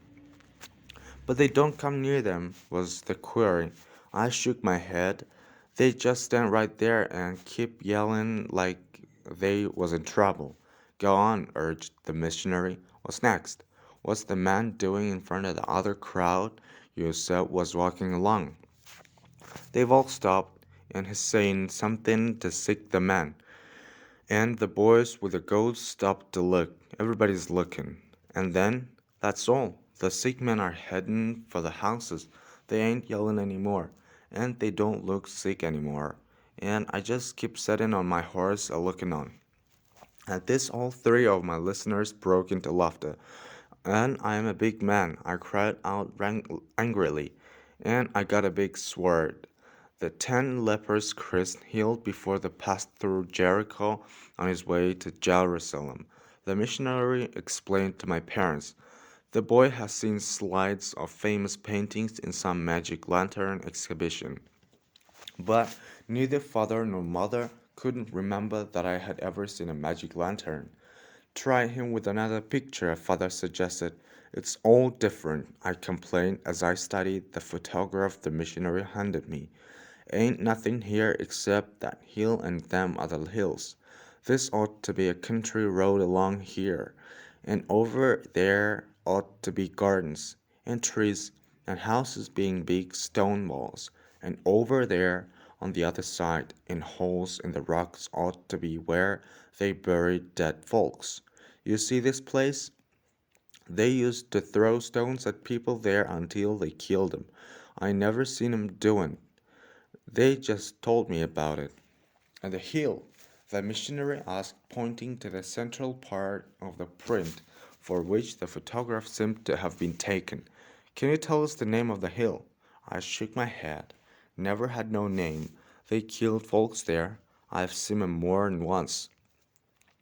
This time he agrees with the majority of the authorities, announced the missionary with huge satisfaction. The hill is Golgotha, the place of skulls, or, as you please, so named because it resembles a skull. Not the resemblance. That is where they crucified. He broke off and turned to me. Whom did they crucify there, young scholar? Tell us, else you see. Oh, I saw. My father reported that my eyes were bulging, but I shook my head stubbornly and said, I ain't going to tell you because you're laughing at me. I seen lots of and lots men killed there. They nailed them up and it took a long time. I seen but I ain't a going to tell. I don't tell lies. You ask Dad and Mom if I tell lies. He'd well the stuffing out of me if I did. Ask him. And threat, not another word could the missionary get from me, even though he baited me with more photographs that sent my head whirling with a rush of memory pictures and had urged and tickled my tongue with spades of speech which I sullenly resisted and overcame. He will certainly make a good Bible scholar, the missionary told mother after I kissed them good night and departed for bed. Or else, without imagination, he'll become a successful fiction writer. Which shows how prophecy can go ugly. I sit here in murderous raw, writing these lines in my last days, or rather in Darrell Standing's last days, ere they take him out and try to thrust him into the dark at the end of a rope, and I smile to myself. I became neither Bible scholar nor novelist. On the contrary, until they buried me in the cells of a silence for half a decade, I was everything that the missionary forecasted not an agricultural expert, a professor of agronomy, a specialist in the science of the elimination of waste motion. a waster of farm efficiency, a precise laboratory scientist where precision and adherence to microscopic fact are absolute requirements. And I sit here in the warm afternoon in murderous raw and cease from the writing of my memories to listen to the shooting buzz of flies in the drowsy air and catch phrases of a low-voiced conversation between Josephus Jackson, the Negro murderer of my right, and Bambecchio, the Italian murderer on my left, who are discussing through grated door to grated door, back and forth past my grated door, the antiseptic virtues and excellences of chewing tobacco for flesh mounts wants. And in my suspended hand I hold my fountain pen, and as I remember that other hands of me, in long gone ages, wielded ink brush and quill and stylus. I also find thought space in time. No wonder if that missionary, when he was a little lad, ever trailed clouds of glory and glimpsed the brightness of old star roving days. Well, back to solitary. After I had learned the code of knuckle talk and still found the hours of consciousness too long to endure, by self hypnosis, which I began successfully to practice, I became able to put my conscious mind to sleep and to awaken and lose my subconscious mind. But the latter was an undisciplined and lawless thing. It wandered through all nightmarish madness without coherence, without continuity of scene, event, or person. My method of mechanical hypnosis was the soul of simplicity. Sitting with folded legs on my straw mattress, I gazed fixedly at a fragment of bright straw which I had attached to the wall of my cell near the door where the most light was. I gazed at the bright point with my eyes close to it, and titled upward till they strayed to sea. At the same time relaxed all the will of me and gave myself to the swaying dizziness that always eventually came to me. And when I felt myself sway out of balance backward, I closed my eyes and permitted myself to fall supine and unconscious on the mattress. And then, for half an hour, 10 minutes, or as long as hour or so, I would wander erratically and foolishly through the stored memories of my eternal recurrence on earth. But times and places shifted too swiftly. I knew afterward, when I awoke, that Darrell Standing, was the linking personality that connected all bizarreness and grotesqueness. But that was all.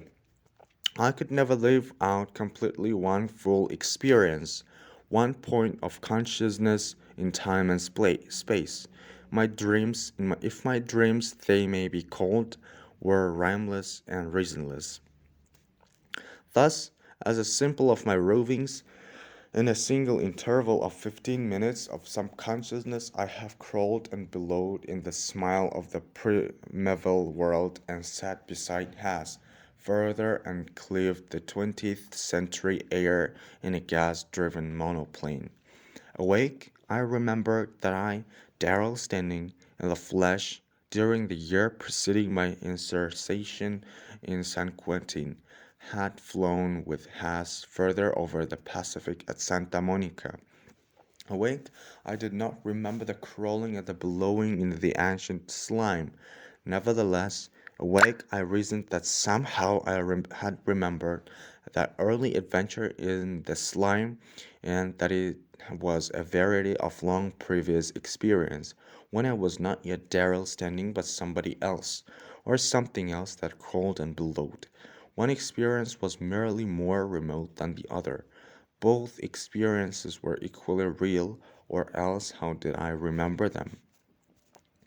Oh, what a fluttering of luminous images and actions! In a few short minutes of Luz's subconsciousness, I have sat in the halls of kings, above the salt and below the salt, been fool and jester, man at arms, clerk, and monk, and I have been ruler above all at the head of the table, temporal power in my own sword arm, and the thickness of my castle walls, in the numbers of my fighting men, spiritual power likewise mine by token of the fact that cold priests and fat abbots sat beneath me and swigged my wine and swined my meat.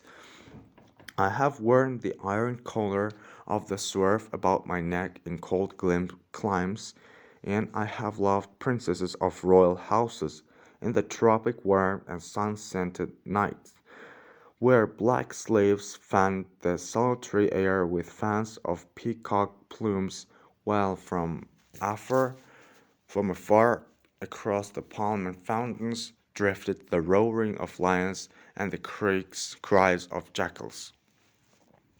I have crouched in chill desert places, warming my hands at fires builded of camel's dung, and I have lain in the meager shade of sun-perched sage, brushed by dry water holes, and yearned dry-tongued for water, while about me dismembered and scattered in the alkali were the bones of men and beasts who had yearned and died.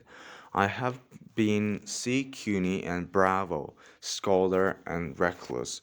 I have pored over hand-written pages of huge and musty tomes in the scholastic quietude and twilight of cliff-perched monasteries, while beneath, on the lesser slopes, peasants still toiled beyond the end of the day among the vines and olives, and drove in from pastures the bleating goats and lowing kine.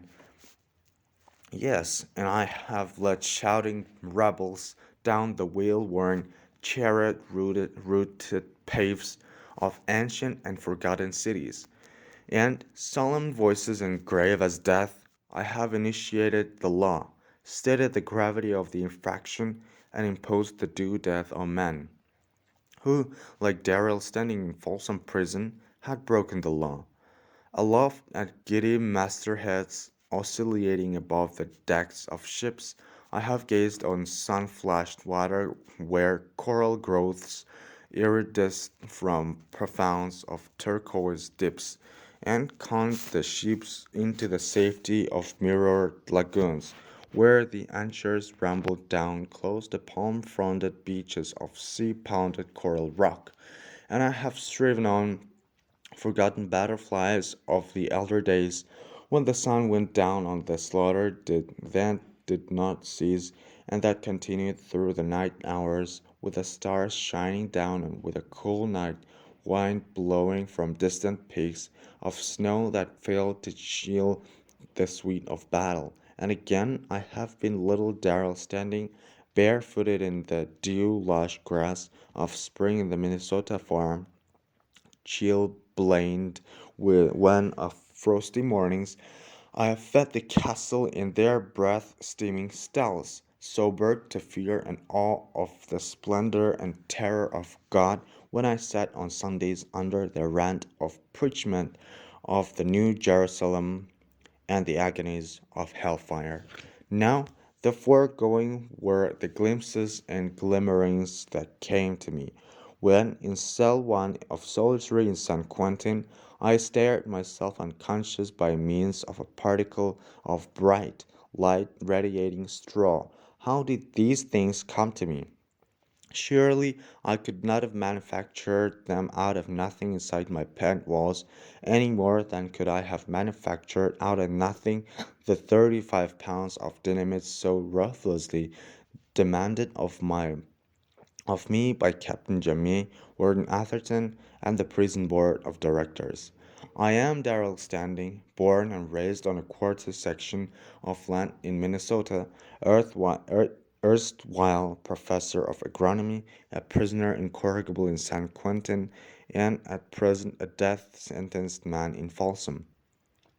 I do not know if Darrell Standings experienced these things of which I write and which I have dug from out of my storehouses of subconsciousness.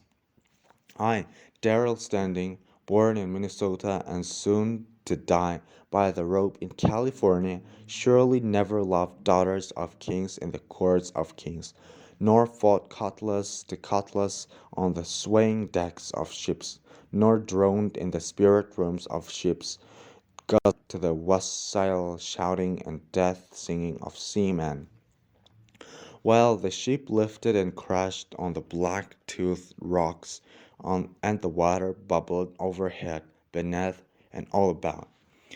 Such things are not of Darrell Standing's experience in the world. Yet I, Darrell Standing, found these things within myself in solitary in San Quentin by means of mechanical self-hypnosis. No more were these experiences Darrell Standing's than was the word Samaria Darrell Standing's when it leaped to his child lips at sight of a photograph. One cannot make anything out of nothing. In solitary I could not so make 35 pounds of dynamite, nor in solitary out of nothing in Darrell Standing's experience could I make these wide, far visions of time and space. These things were in the content of my mind, and in my mind I was just beginning to learn my way about.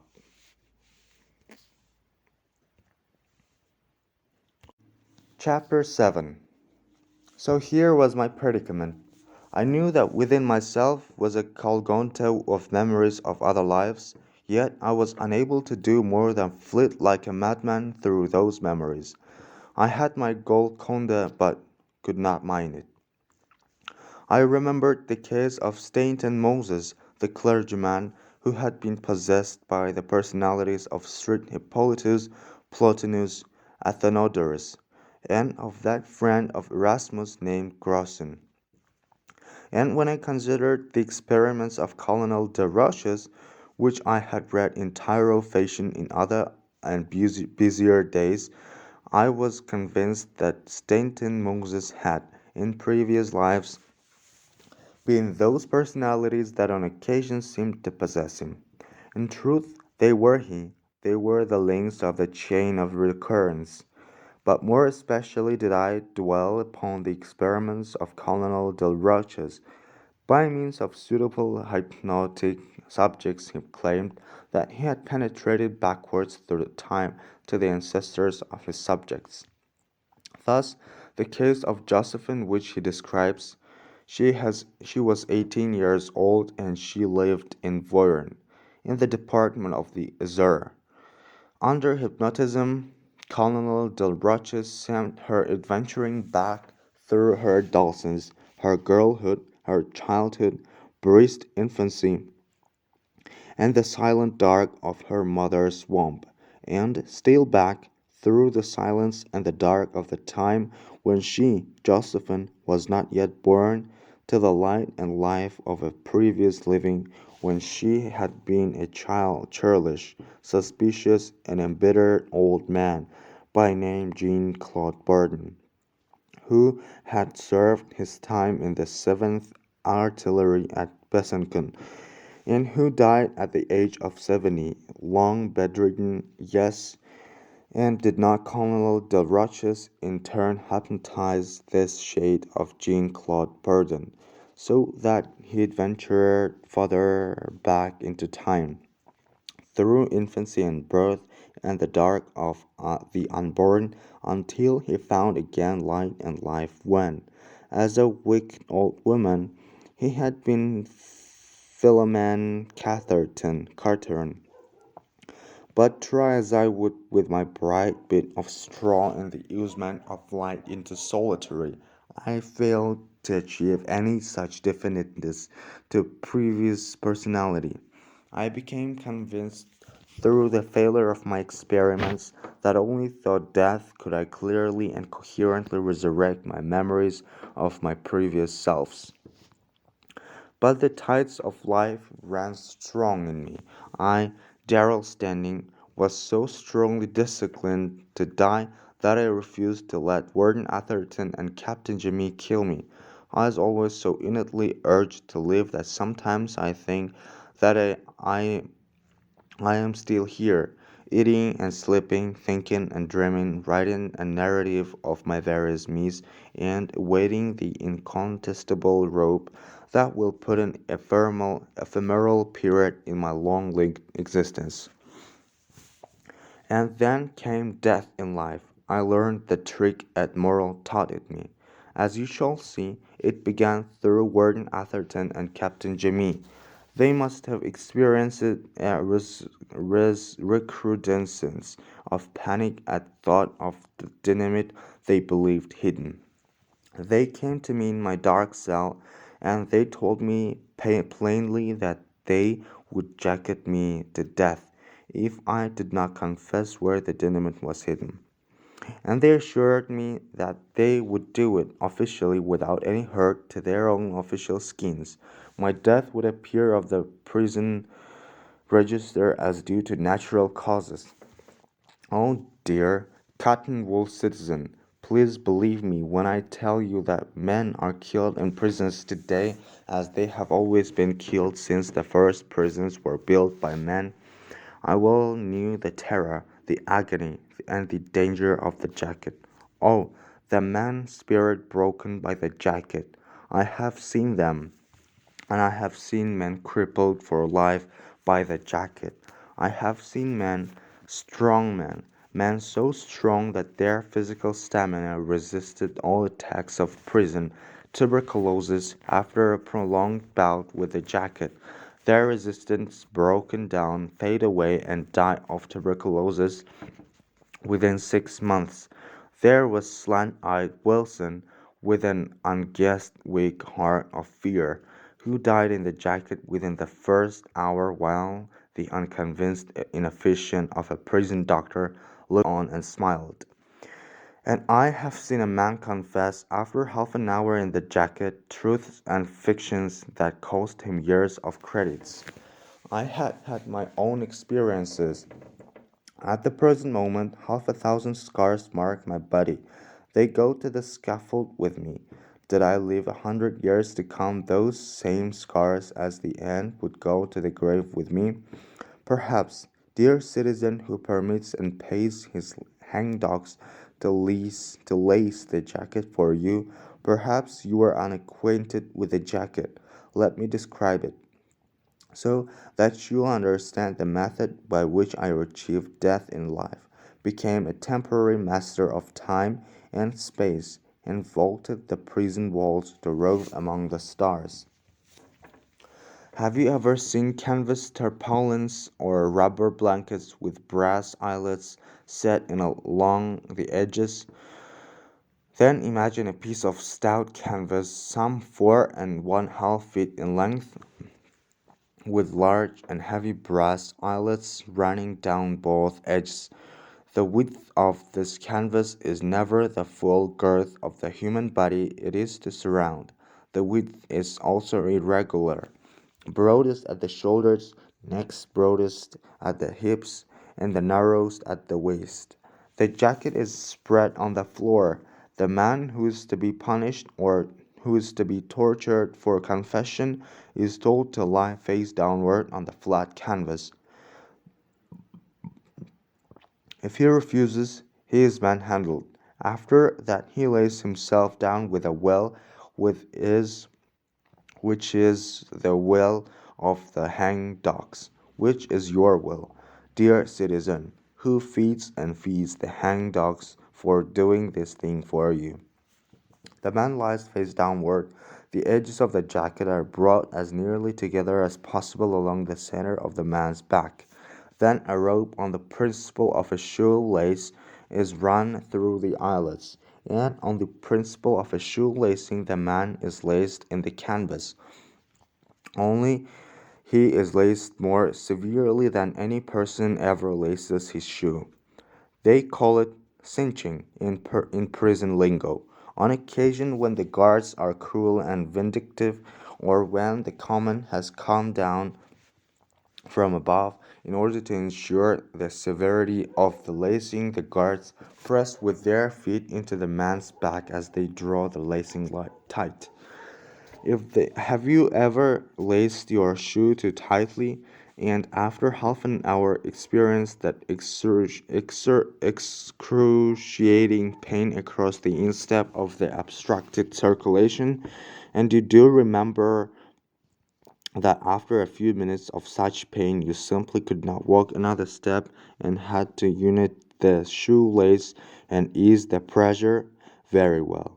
Then try to imagine your whole body so laced, only much more tightly, and that the squeeze, instead of being merely on the instep of the foot, is on your entire trunk, compressing to the seeming of death your heart, your lungs, and all the rest of your vital and essential organs.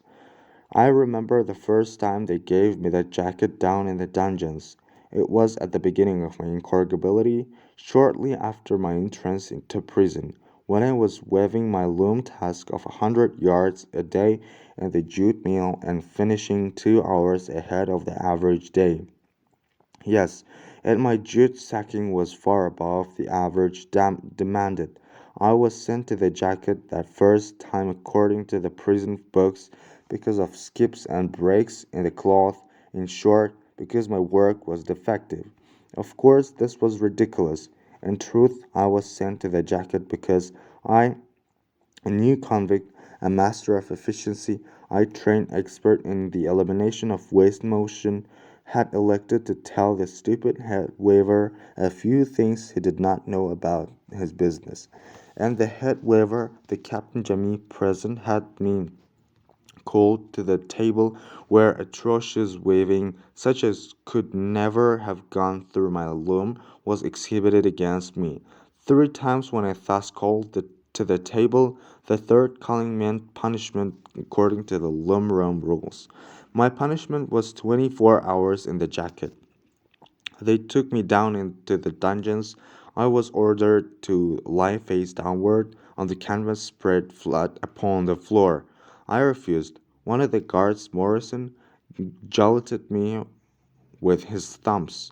Mobbins, the dungeon's trustee, a convict himself, struck me repeatedly with his fists. In the end, I lay down as directed, and because of the struggle I had vexed with, they laced me extra tight. Then they rolled me over like a dog upon my back. It did not seem so bad at first. When they closed my door with clang and clash of levered boltage and left me in that utter dark, it was 11 o'clock in the morning. For a few minutes I was aware merely of an uncomfortable constriction which I fondly believed would ease as I grew accustomed to it. On the contrary, my heart began to thump and my lungs seemed unable to draw sufficient air for my blood. This sense of suffocation was terrorizing, and every thump of my heart threatened to burst my already bursting lungs. After what seemed hours, after what out of my countless succeeding experiences in the jacket I can now fairly conclude to have been not more half an hour, I began to cry out, to yell, to scream, to howl in a very madness of dying. The trouble was the pain that had arisen in my heart. It was a sharp, definite pain, similar to that of pleurisy, except that it stabbed hotly through the heart itself.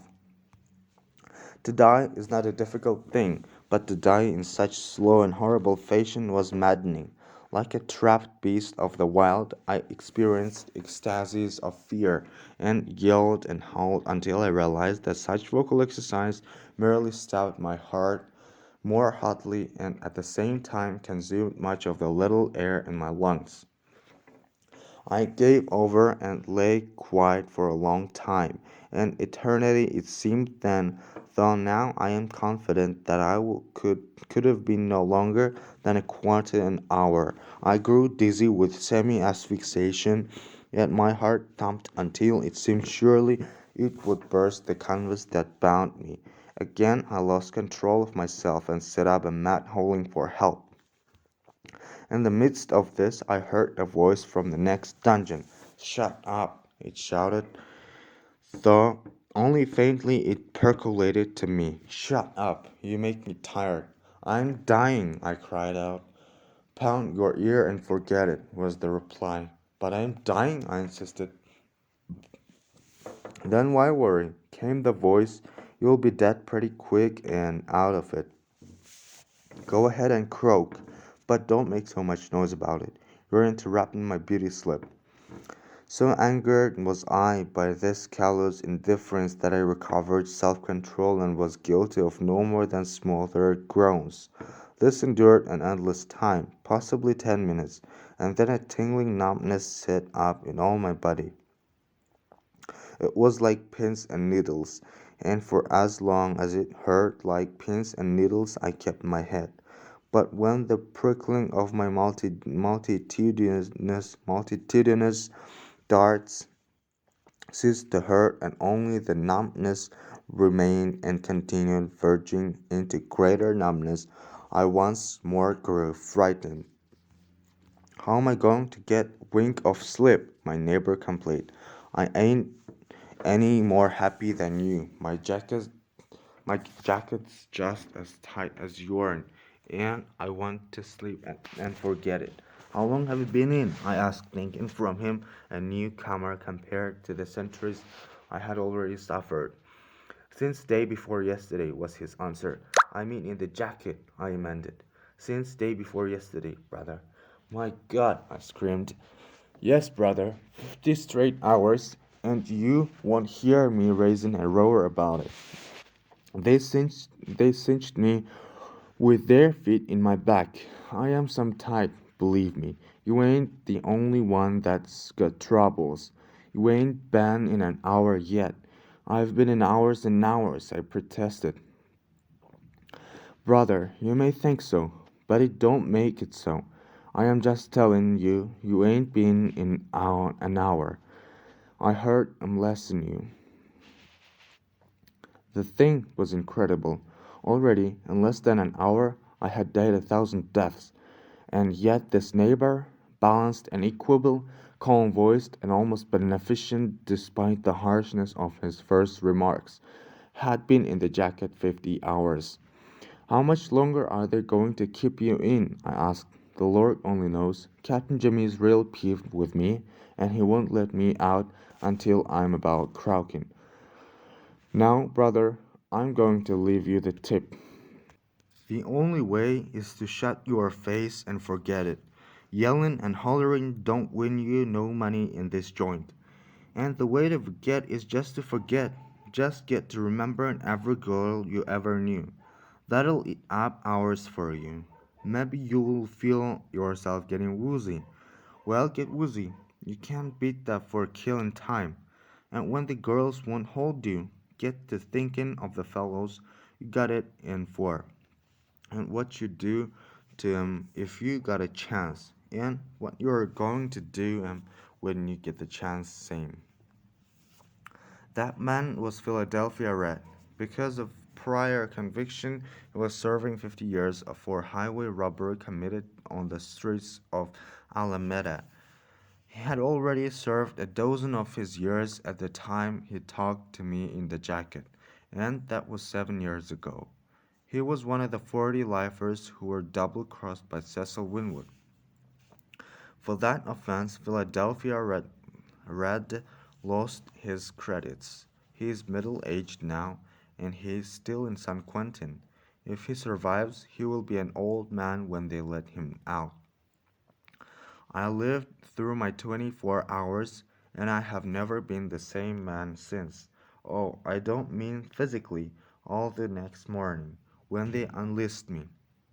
I was semi paralyzed and in such a state of collapse that the guards had to kick me in the ribs to make the crawl to my feet. But I was a changed man mentally, morally. The brute physical torture of it was humiliation and affront to my spirit and to my sense of justice. Such discipline does not sweeten a man. I emerged from the first jacketing filled with a bitterness and a passionate hatred that has only increased through the years. My God, when I think the jacket. I thought that morning when they kicked me to the feet that the time would come when 24 hours in the jacket meant nothing, when 100 hours in the jacket found me smiling when they released me, when 240 hours in the jacket found the same smile on my lips. Yes, 240 hours. Dear cotton woolly citizen, Do you know what that means? It means 10 days and 10 nights in the jacket. Of course, such things are not done yet anywhere in the Christian world 1900 years after Christ. I don't ask you to believe me. I don't believe it myself. I merely know that it was done to me in San Quentin, and that I lived to laugh at them and compel them to get rid of me by swinging me off because I blooded a guard's nose. I write these lines today in New Year of our Lord 1913, and today is the year of our Lord 1913. Men are lying in the jacket in the dungeons of San Quentin.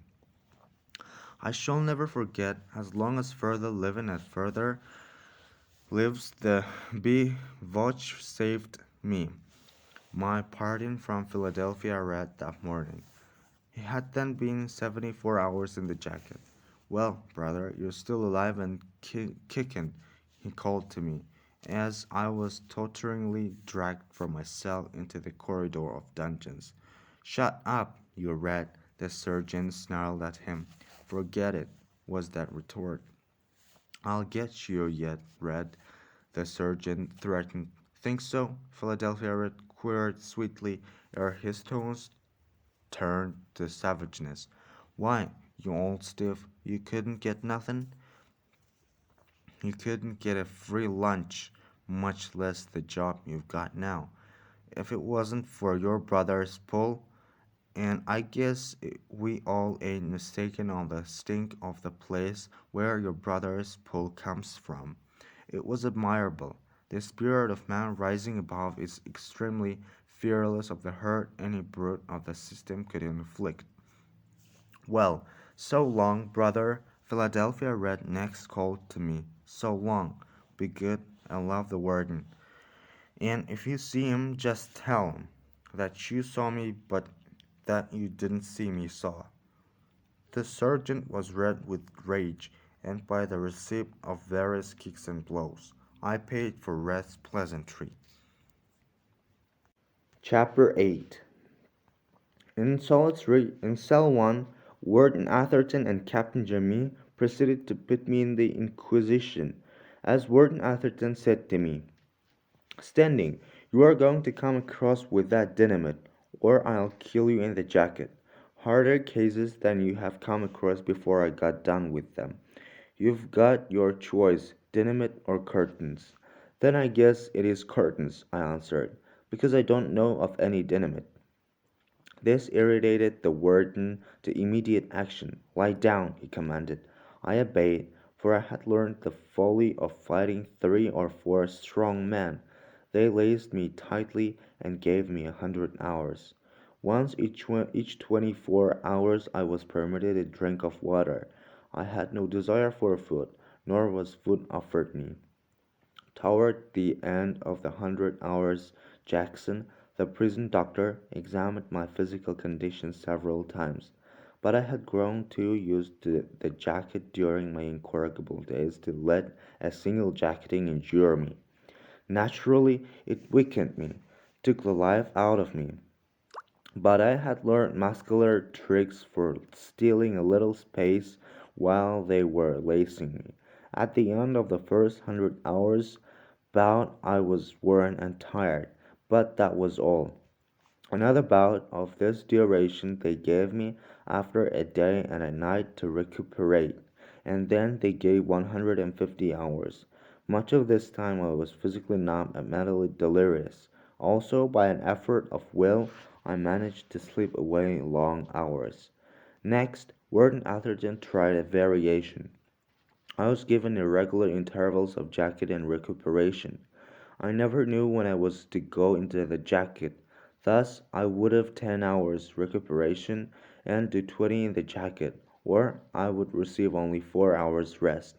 At the most unexpected hours of the night, my door was flung open and the changing guards would lace me. Sometimes rhythms were instituted. Thus, for 3 days and nights I alternated 8 hours in the jacket and 8 hours out. And then, just as I was growing accustomed to this rhythm, it was suddenly altered, and I was given 2 days and nights straight. And ever the eternal question was propounded to me, where was the dynamite? Sometimes Warden Atherton was furious with me, on occasion when I had endured an extra severe jacketing. He almost pleaded with me to confess. Once he even promised me 3 months in the hospital of absolute rest and good food, and then the trusty job in the library. Dr. Jackson, a weak stick of a creature with a smattering of medicine, grew skeptical. He insisted that jacketing, no matter how prolonged, could never kill me, and his insistence was a challenge to the warden to continue the attempt. These lean college day guys fool the devil, he grumbled. They are together in rawhide. Just the same will wear him down. Standing, you hear me? What you've got ain't a caution to what you're going to get. You might as well come across now and save trouble. I'm a man of my word. You've heard me say dynamite or curtains. Well, that stands. Take your choice. Surely you don't think I'm holding out because I enjoy it. I managed to gasp, for at the moment Pie Face Jones was forcing his foot into my back in order to cinch me tighter, while I was trying with my muscle to stick slack. There is nothing to confess. Why I'd cut off my right hand right now to be able to lead you to any dynamite. Oh, I've seen you educated kind before, he sneered. You get wheels in your head, some of you, that make you stick to any old idea. You get bulky like horses. Tighter Jones. That ain't half a cinch. Standing. If you don't come across its curtains, I stick by that. One compensation I learned.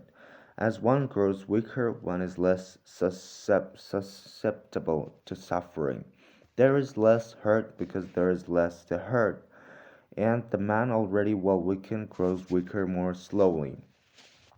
It is of common knowledge that usually strong men suffer more severely from ordinary sicknesses than do women or invalids. As the reserves of strength are consumed, there is less strength to lose. After all superfluous flesh is gone, what is left is stringy and resistant. In fact, that was what I became, a sort of string like organism that persisted in living. Morrell and Oppenheimer were sorry for me, and wrapped me sympathy and advice. Oppenheimer told me he had gone through it and worse, and still lived. Don't let them beat you out, he spelled with his knuckles. Don't let them kill you, for that would suit them. And don't squeal on the plant. But there isn't any plant, I rapped back with the edge of the sole of my shoe against the grating. I was in the jacket at the same time and so could talk only with my feet. I don't know anything about the damned dynamite. That's right, Oppenheimer praised. He's the stuff, ain't he? And which goes to show what chance I had of convincing Warden Atherton of my ignorance of my dynamite.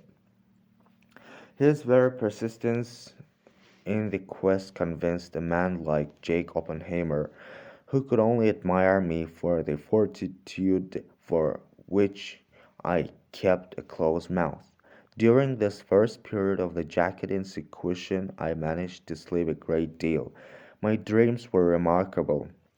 Of course, they were vivid and real, as most dreams are. What made them remarkable was their coherence and continuity. Often I addressed bodies of scientists on abstruse subjects, reading aloud to them carefully prepared papers on my own researches or on my own deductions from the researches and experiments of others. When I awakened, my voice would seem still ringing in my ears. while my eyes still could see typed on the white paper whole sentences and paragraphs that I could read again and marvel at ere the vision faded. In passing, I call attention to the fact that at the time I noted that the process of reasoning employed in these dream speeches was invariably deductive. There was a great farming section, extending north and south for 100 miles in some part of the temperature regions, with a climate and flora and fauna largely resembling those of California. Not once nor twice, but thousands of different times I journeyed through this dream region. The point I desired to call attention to was that it was always the same region, no essential feature of it ever different in the different dreams. Thus, it was always an 8 hour drive behind mountain horses from the alfalfa meadows, where I kept many Jersey cows, to the straggly village beside the big dry creek, where I could the little narrow gauge train. Every landmark in the 8 hour drive in the mountain backboard. Every tree, every mountain, every fort, and every breach, every ridge and eroded hillside was ever the same. In this coherent, rational farm region of my straitjacket dreams, the minor details, according to the season and to the labor of man, did change. Thus, on the upland pastures behind my alfalfa meadows, I developed a new farm with the aid of Angora goats. Here I marked the changes with every dream visit, and the changes were in accordance with the time that elapsed between visits. Oh, those brush covered slopes! How I can see them now, just as when the goats were first introduced, and how I can remember the consequent changes, the paths beginning to form as the goats literally ate their way through the dense thickets, the disappearance of the younger, smaller bushes that were not too tall for total browsing, the vistas that formed in all directions through the older, taller bushes as the goats browsed as high as they could stand and reach on their hind legs, the driftage of the pasture grasses that followed in the wake of the clearing by the goats. Yes, the continuity of the such dreaming was its charm. Came the day when the men with axes chopped down all the taller brush so as to give the goats access to the leaves of buds and bark. Came the day in winter weather when the dry denuded skeletons of all these bushes were gathered into heaps and burned. Came the day when I moved my goats onto other brush impregnable hillsides, with following in their make my castle, pasturing knee deep in the succulent grasses that grew where before had been only brush. And came the day when I moved my cattle on, and my man went back and forth across the slopes, contour ploughing the ridge sought under to rot to leaf and crawling humus in which to bed my seeds of crops to be. Yes, and in my dreams often I got off the little narrow gauge train where the straggly village stood beside the big dry creek, and got into the backboard behind my mountain horses and drove hour by hour past all the old familiar landmarks on the alfalfa meadows and onto my upland pastures where my rotates crops of corn and barley and clover were ripe for harvesting, and where I watched my men engaged in the harvest while beyond ever climbing my goats browsed the higher slopes of brush into cleared tilled fields.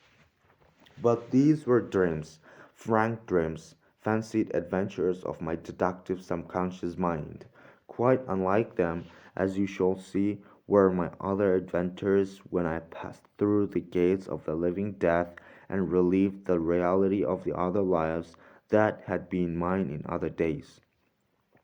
In the long hours of walking in the jacket, I found that I dwelt a great deal of Cecil Winwood, the forger who had wantonly put all this torment on me, and who was even that at liberty out in the free world again. No, I did not hate him. The word is too weak. There is no word in the language strength enough to describe my feelings. I can't say only that I knew the knowing of a desire for vengeance of him that was a pain in itself and that exceeds all the bounds of language. I shall not tell you of the hours I devoted to plans of torture on him, nor of the diabolical means and devices of torture that I invented for him. Just one example. I was enamored of the ancient trick whereby an iron basin containing a rat is fastened to a man's body. The only way out for the rat is through the man itself. As I say, I was enamored of this until I realized that such a death was too quick, whereupon I dwelt long and favorably on the Moorish trick of. But no, I promise to relate no further of this matter. Let it suffice that many of my pain maddening waking hours were devoted to dreams of vengeance of on Cecil Winwood. Chapter 9. One thing of great value I learned in the long, pain weary hours of waking, namely, the mastery of the body by the mind. I learned to suffer passively, as undoubtedly all men have learned who have passed through the postgraduate courses of straitjacketing. Oh, it is no easy trick to keep the brain in such serene repose that it is quite obvious to the throbbing, exquisite complaint of some tortured nerve. And it was this very mastery of the flesh by the spirit which I so acquired that enabled me easily to practice the secret Admiral told to me. Think it is curtains, Admiral rapped to me one night.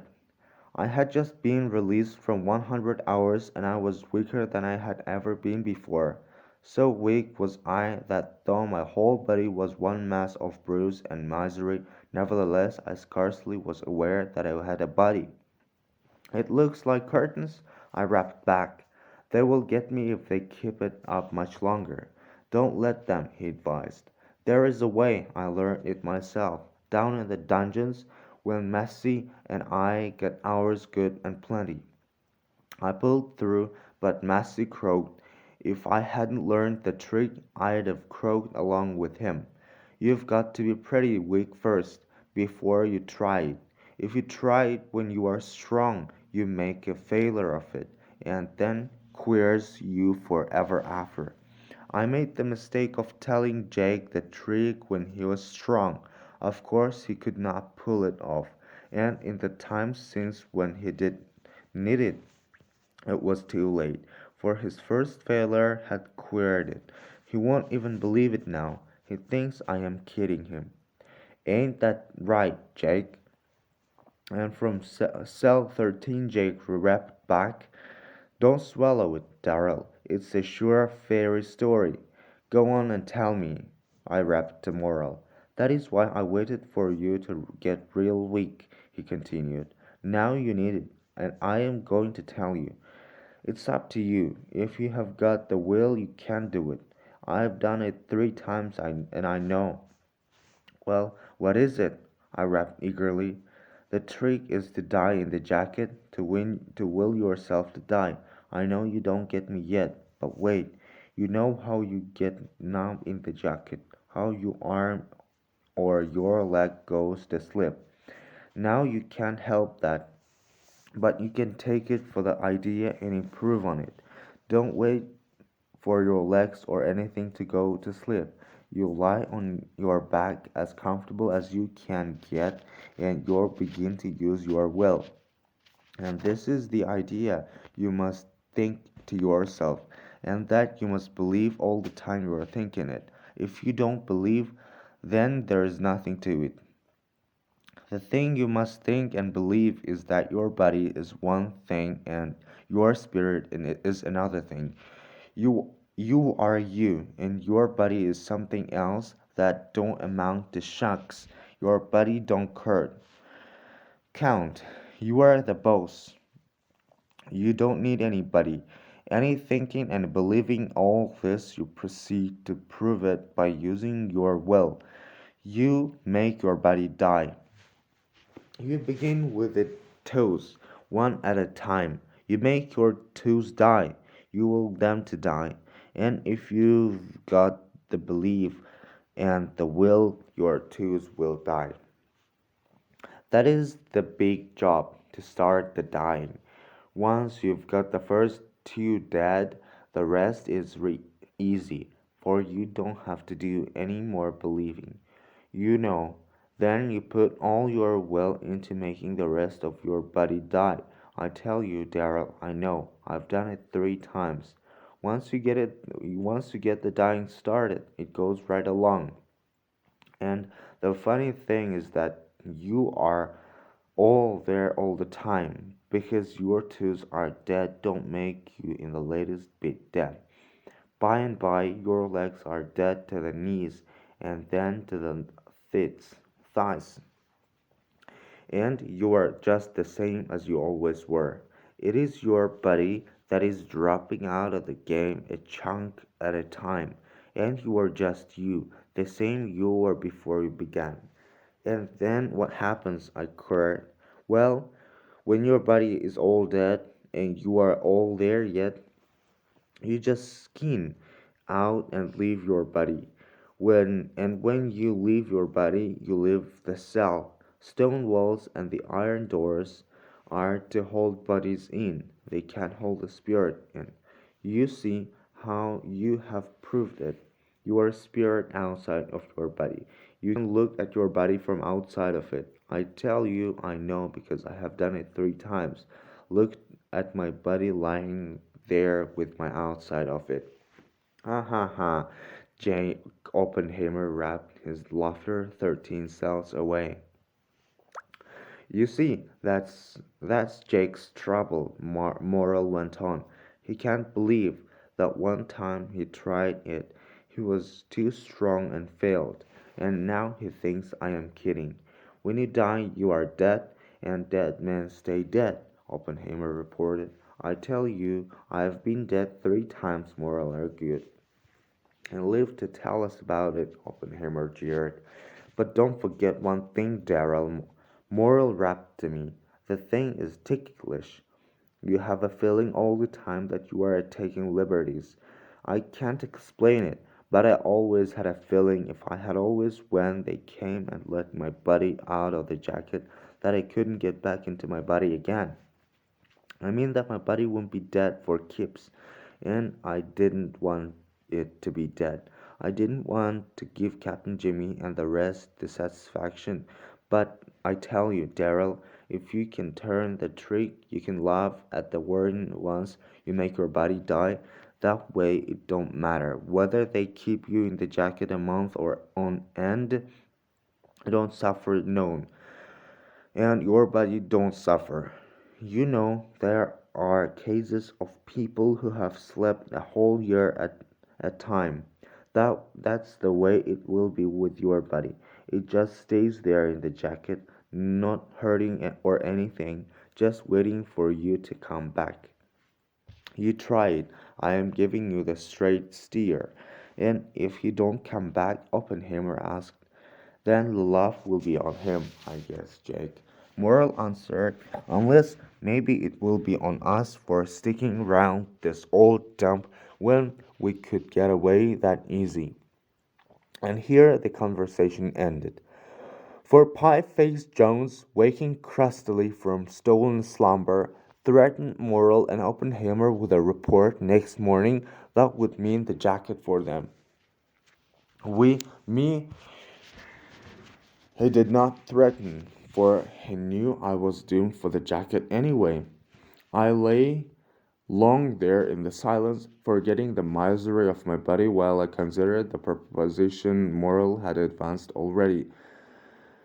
As I have explained by mechanical self hypnosis, I have sought to penetrate back through time to my previous selves. That I had partly succeeded, I knew, but all that I had experienced was a fluttering of apparatus that merged erratically and were without continuity. But Morrell's method was so patently the reverse of my method of self hypnosis that I was fascinated. By my method, my consciousness went first of all, but his method, consciousness persisted last of all, and when the body was quite gone, passed into stages so sublimated that it left the body, left the prison of San Quentin and journeyed afar, and was still consciousness. It was worth a trial, anyway, I concluded, and despite the skeptical attitude of the scientist that was mine, I believed. I had no doubt I could do what Morrell said he had done 3 times. Perhaps this faith was that so easily persisted was me due to my extreme debility. Perhaps I was not strong enough to be skeptical. This was the hypothesis already suggested by Morrell. It was a conclusion of pure empiricism, and I, too, as you shall see, demonstrated it empirically.